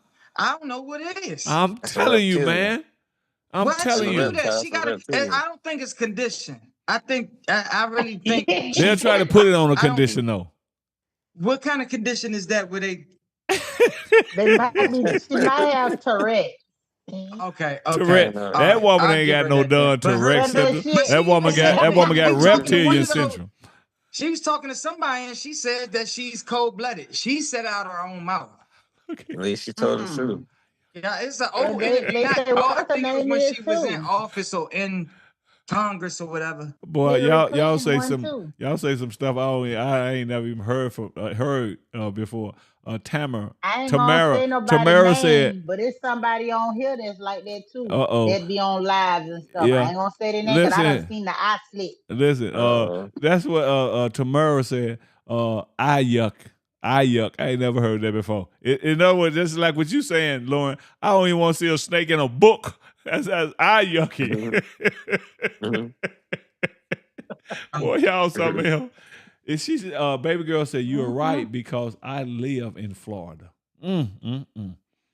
Our people eating this stuff. She in Florida? Yeah. She said she's in Florida, where you are. Sister Trudy. Yeah, I'm on the Gulf Coast. We ain't doing that on the Gulf Coast, but down Hialeah, Miami, they tearing them jokers up, baby. Eating iguanas. It's a delicacy now. Iguanas. Yep. They skin them and deep fry them. They put all that seasoning on them like they do an alligator. Season them up. Yeah. They deep fry them. I got you. Ooh, my Look father. at Brother Lord. Yeah, that's nasty. It's nasty. It's nasty. It's nasty. Man, I cannot see myself eating out of iguana, a reptile at that point. Well, family, have come to that time again. Of course, we left this stuff again, so we're going to have a part 5. And part 5, I promise you, it's going to be the last one we do for the so-called New Testament because I think we got the gist of it. But there's a little more stuff that I like to show in here and cover in here and how they are poor. So we'll try to get back to it next week. And I think that's going to be the last one that I do. But still mentioning it here and there to keep the people abreast to it, that this thing, we just can't go by this thing no more. I don't care how many of our people preach it. I don't care how many of our people teach that our foundation is the New Testament. Liar, liar, pants on fire. And that's just what it is, because it's not that. It's not that. It's our Tanakh. I don't care if you got 50 family members and all and 49 of them Christian, and you are the only one that's in the awakening, you still got to divorce it. You still got to divorce the truth and not be intimidated by the 49. You know what I'm saying? And if you are, just bring on the Calvary. I wish it could be a day. Well, I know it's going to be a day. I'm talking about before the gathering that we all can gather up, that we can all meet up somewhere. Now, just like the old Christians say, oh, what a time. What a time. What a time. What a time would that be? We gonna sit down. Because I want to go down in Yahushua's name. I want to go down and we got to find some water too because I want to go down in Yahushua's name. We'll talk about that because I'm telling you, and I know a lot of folk don't agree with that. That's bull crap too. Really? Yes, man. Yes. Anywhere it talked about, oh, okay. I see where you're getting at. Okay. Yeah. Yeah. We've been sold a bill of good on that too. I believe it happened. I believe when he was pierced in his side and the blood and the water came, that was it. But when the Tanakh talked about cleansing and baptismo and all that, it was talking about bathing. You bathe yourself. Wash your clothes. Go and consecrate yourself. What did he tell them? Wash their clothes. Wash their body. Ain't talking about no immersion. But Christianity done brought that in, and a lot of our people follow it. I get what you're saying. And even when we lay down with each that other. went over my head. I ain't even see it I know like it. that. I know it. It went over my head. Yeah, it goes over a lot of our When head. a man lays down with a woman, you are considered you're not pure. Yeah. And I've just been in the book of Numbers and Exodus, and that's all it really talks about. And I tried to share this. Numbers and Leviticus. And I tried to share this, even with that, with a lot of South Africans and stuff. They wasn't going for it, And sorry to say, man, our people that's on the continent, many of them, not all of them, they love white folk doctrine. I've seen on a few clips of course, I've seen on a few clips, and y'all probably have seen it too, that, especially in Kenya, Southern Kenya, they got this white statue of JC, and they just kissing his foot. What the? No, what the devil? Yeah, exactly what it is. They all kissing it, and somebody got a disease, and they kiss it. Now they got the disease. Yeah, man. Yeah, but they ain't worried about that because because JC cleanses all diseases. It's me. Man, look, I make fun of your tail if you just don't Like want to get this it. in I here, just huh? make fun. Well, that ain't good to make fun. Well, they don't want to get it. I just make fun of them then. You know, it's just like Elijah did with the 450 prophets of Baal when they were. Now you get up there and you call on your Elohim, and Elijah was saying, "Oh, maybe he's sleep. Reason why That he was ain't answering you, huh? Maybe he didn't went on a trip." yeah. Elijah was making fun of him. And them joker went to cutting themselves. Oh, Baal, hear us, cutting themselves. Baal never showed up. Because Baal is an idol. And so many of our people worship that crap. Come on, Yashua, open up your eyes and start using your mind. Get away from this Western colonialism and conditioning and all that kind of stuff, and get back in this Tanakh and really seek Yahuwah for the direction that we need to go. You know, to be honest with you, I'm tired of teaching too. Because we having to teach over and over and over and over and over, and our folk don't want to hear it. Our folk don't want to listen. But hey, we just got to do it. We just still got to do it. You know, just because we tired of something, we've been given an order. So I just obey the order that Yahuwah have given us. But man, I tell you, we need to wake up. We need to come out from among these white people in that doctrine. I'm telling you, I don't care. You need to give them their money back, because a lot of us is only doing this stuff because guess what? They are putting in. They're giving us this right here. And a lot of our leaders wouldn't, I got to say this right here. A lot of our leaders wouldn't be so tempted to leave it like that, to be taking these people resources, paying you to say what they want you to say, paying you to stay in this mode of thinking that you're in. A lot of us wouldn't be tempted to do that if y'all would do what y'all supposed to do. No, we're about to get in the car. You feel me what I'm saying? We're about to leave. Just like I told you earlier, it was given to Yasharel to tithe. Some of y'all don't tithe. You don't. And I know I'm word of freedom needed. If you believe in us, tithe to us. I'm just outright telling you. Don't go to talk about I love some money. But I thought you want. Oh, you can. Because I've been doing this over 30-some years, and Yahuwah have taken care of me. You've taken care of this here, but I'm just still outright telling you the truth. Thank Yahuwah for those that do, because I know that you do. You know, like your Brendas and Patricias and stuff. I call you out a little bit, you know. But I'm telling you, this is what we supposed to do. Now, don't go to put me in no category with no fancy preachers just want some money. You don't get it. This is an instruction to Yasharal. It wasn't given to Christians. It wasn't. It wasn't. And he told you, you know, because Christians, they started saying, well, we were just only told to give offerings. And someone was told to give 10%, but Yasharal was told to give a certain amount. And we always talk about these feast days. Let me bring this here up. What about the Feast of First Fruit? Why you don't ever talk about it and debate that? Why you don't never bring that up? Well, we ain't no agricultural nation. Sure you ain't, but you got a job that pay you. It's whatever you bring in, first fruit. I'm telling you now, and now I'm talking stuff that they don't want to hear on, that most of them ain't going to want to hear, because that involves you going in your pocket, giving up some that you cherish. I ain't ever going to cherish. I wish I had me some money here. I ain't ever going to cherish In God We Trust, because I know what it's about. In their God they trust. Hey, God's real. They trust. Yeah, man. But y'all know I'm still speaking truth now. Whether you like that or not, I'm still speaking truth. You know that you are coming into a maturity level in the Ruach when you are able to when you are able to receive truth that your Ruach just ain't agreeing with now, but you know it's truth. So you won't cut up and raise no hell about it. You know that you're maturing then.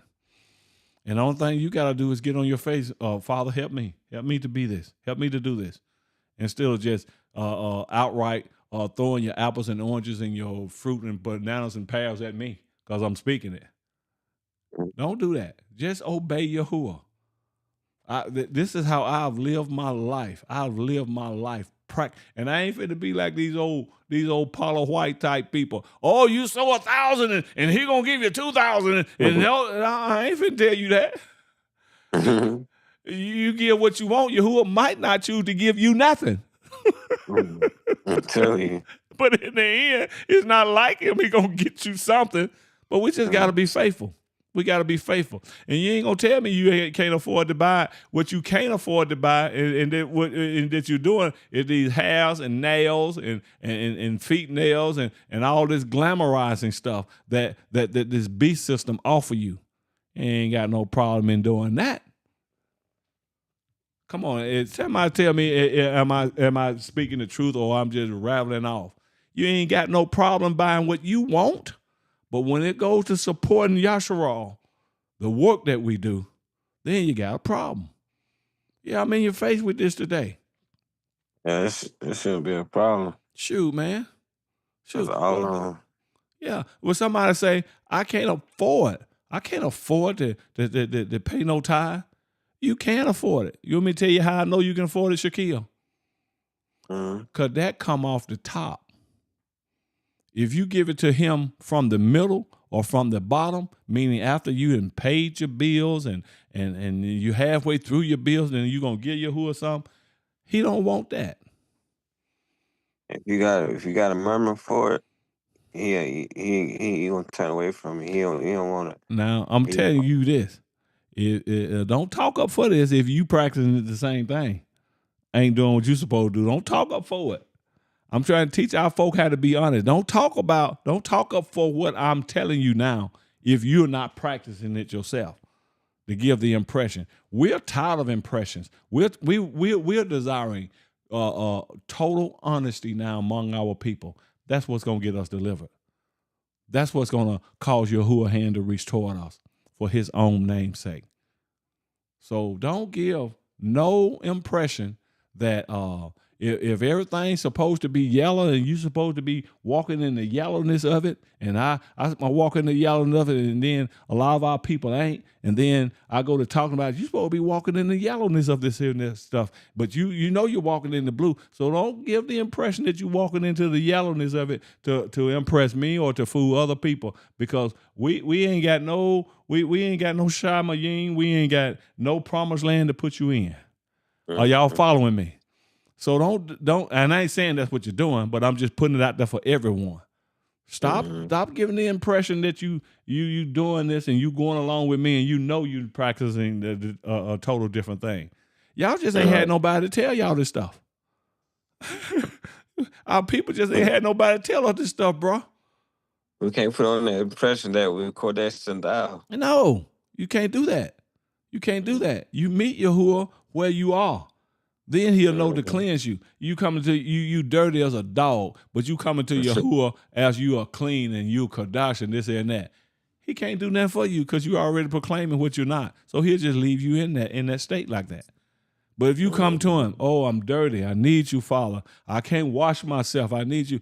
He'll take a towel and wash it in. He'll even supply the water where you can bathe yourself, so to speak. Yeah, put you in the finest garment. You see?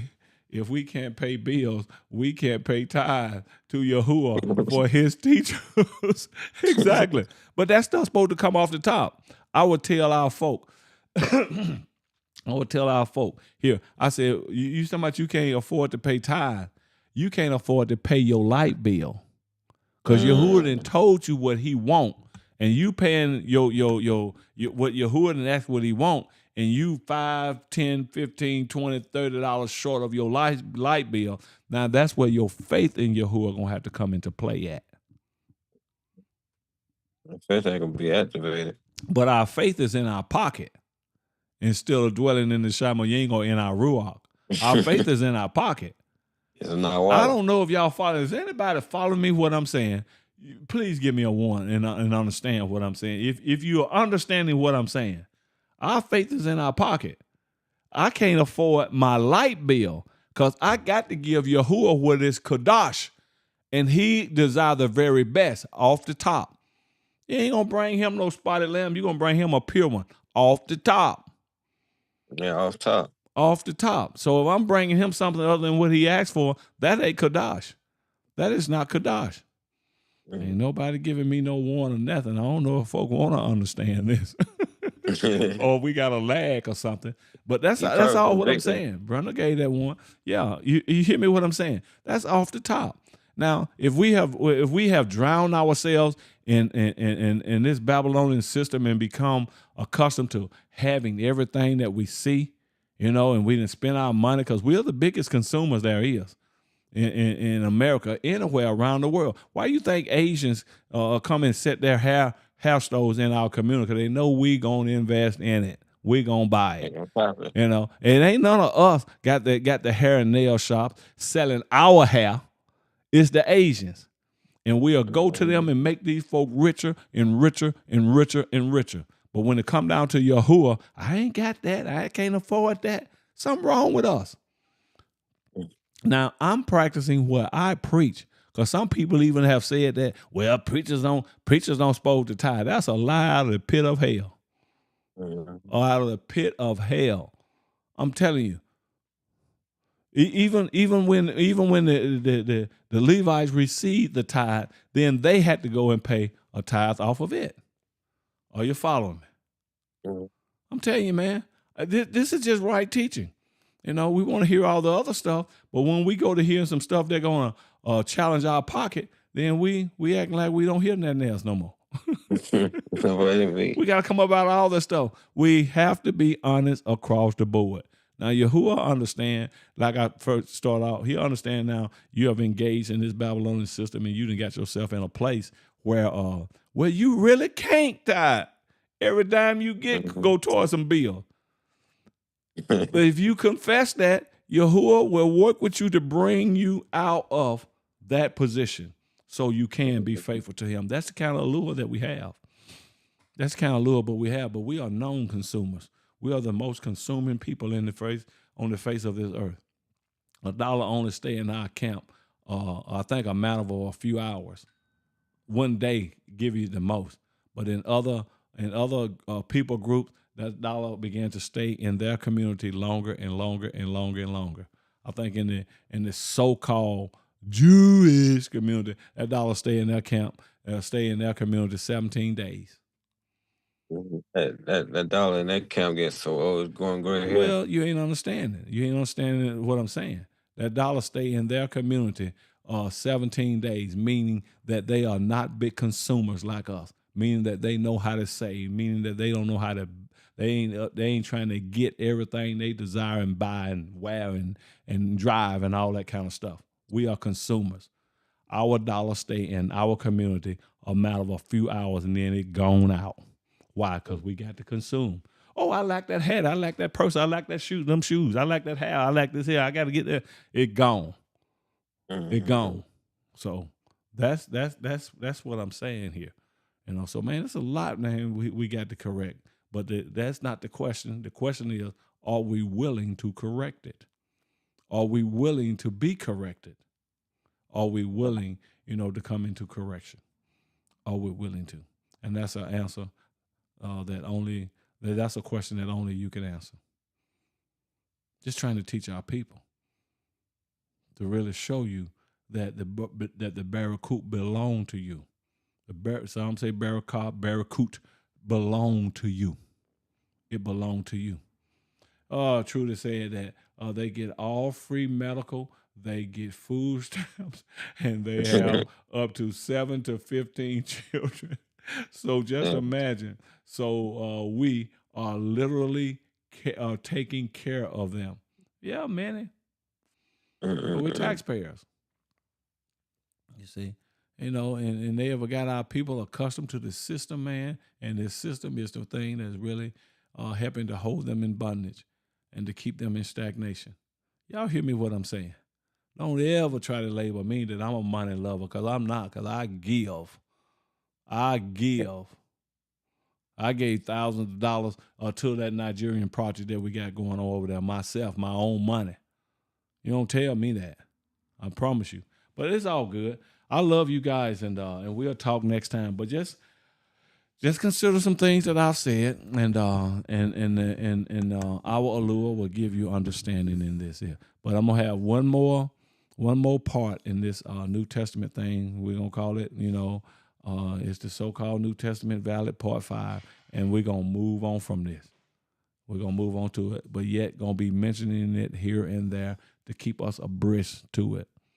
Hey, So just, I ain't gonna be like the one, don't do as I do, do as I say. No, you consider what I'm saying. You test that by the Ruach and see what he confirm it or deform it. But if your heart ain't right, it's always gonna come back not being confirmed to you. What I'm saying, you want to do what you want to do, but it's all good. Judah say, correct me. I have such a Judah, but it's all good. It's all good. But only because I love you. I mean, man, I'm used to just being in them four walls, talking to them people here. Y'all don't know what it just gives me great joy to be out here talking with you guys, seeing you guys, and now pretty much ministering and teaching abroad to you guys. It does give me joy. It does, because hey, man, I want to reach our people because I really do love our people. I love our people. I love our people. Sue Yahoo, I know you left in the comments that you had to go and take your son a bath so he can go to bed. Got that taken care of? Yeah, I did. All praise to it. Shalom, Fanny. Shalom, Fanny. But yeah, know that, Yasharel. Know that, If you want to be obedient, you got a place to be obedient to in terms of giving what Yahuwah have commanded the nation to give. No more excuses. No more excuses. But like I said, if you stretch yourself out, just still do what you can do until you can reach what he told you to give. Yahuwah will pardon that because he see us. He'll see us trying. So it's all good. It is all good. But is there any final words from you? I think I see Lauren is still on too. Is there any final words that you have, Susan? Any final words, Lauren, that you have? And we'll take them at this time. And then more advice that you want to give to the people. And because we love our folk. I know I do. We love our folk. Any more advice you want to give or you can give before we get out of here? Sue Yahoo, you don't want on the camera right now, so we'll wait till some of the other ones come too. But you can give yours at this time. Well, I missed out a lot. I don't know what you guys were talking about. Well, it doesn't have to be concerning what we talked about. Just advice out of your own ruach to your people. Yeah. A lot, isn't it? There's a lot to do. Yeah. Yeah, because we're out of the way. We're out of the way. All I can say is seek Yahuwah, because we have been deceived a lot. Mm-hmm. There's still deception going out. And the only way that we can know what is true and what not is through Yahuwah.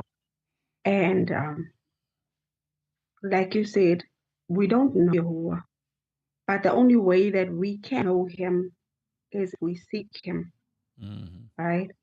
And in us seeking him, we should also come with honesty, because it's useless for us to seek Yahuwah with a dishonest mind and a dishonest heart, because after all, he knows us.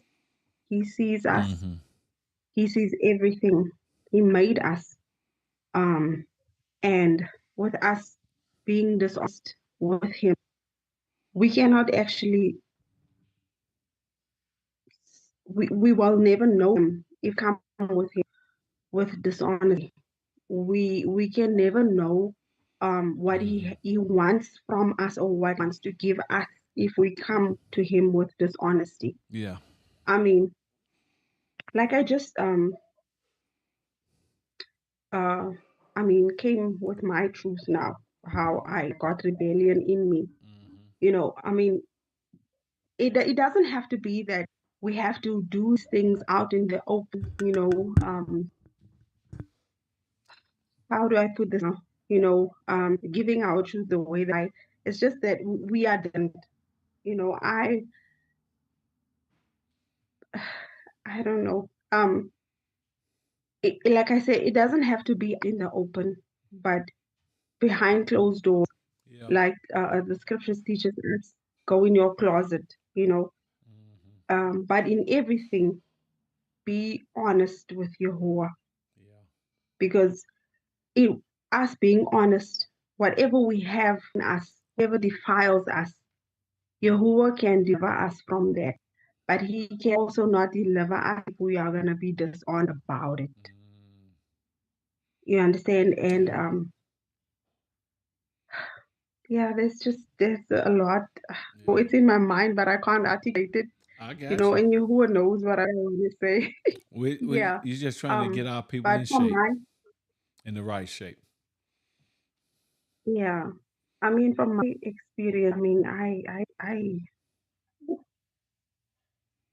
just be honest with Yahuwah. That's all I can say. I mean, seek him with honesty.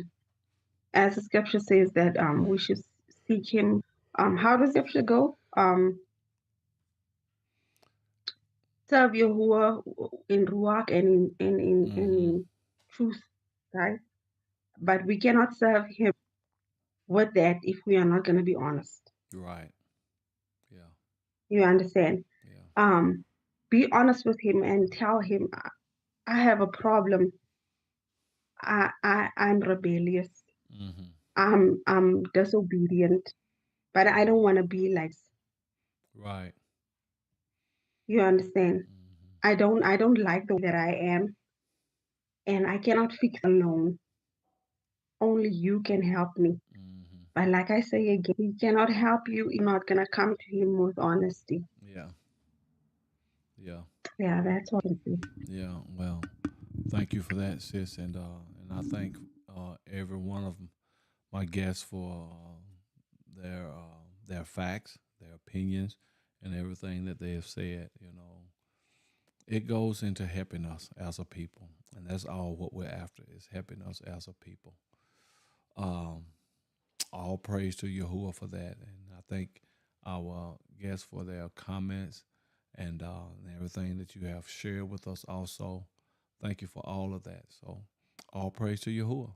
And until next Sunday, and if you still want to be anyone out there that's want to be a part of the Abaris group, just hit Sue Yahoo or Sister Trudy up, and sometime even myself, and we'll add you, because we do have these Tuesday phone calls, that we engage in, and talk about. All of this is in an attempt to bring the family closer and to bring the family in line with the teachings of the Ruach HaKodesh and what it really is. And we just have some great discussions at times, and sometimes these discussions will last for hours, just pretty much like this. And if you got to go, you just got to go.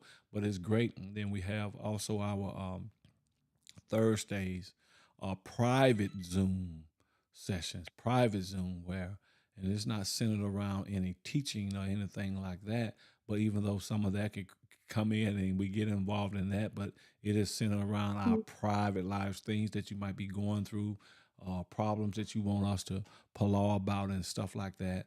And as family, we can jump in there and we do that too for our people, stuff that we can't talk to anyone else, or perhaps there's no one to talk to about it. But we want you to know that you have a family that you can talk to about different things and stuff like that. And just trying to be a help there all around for our folk, because our folk, truth be told, we're messed up. We're messed up. We are.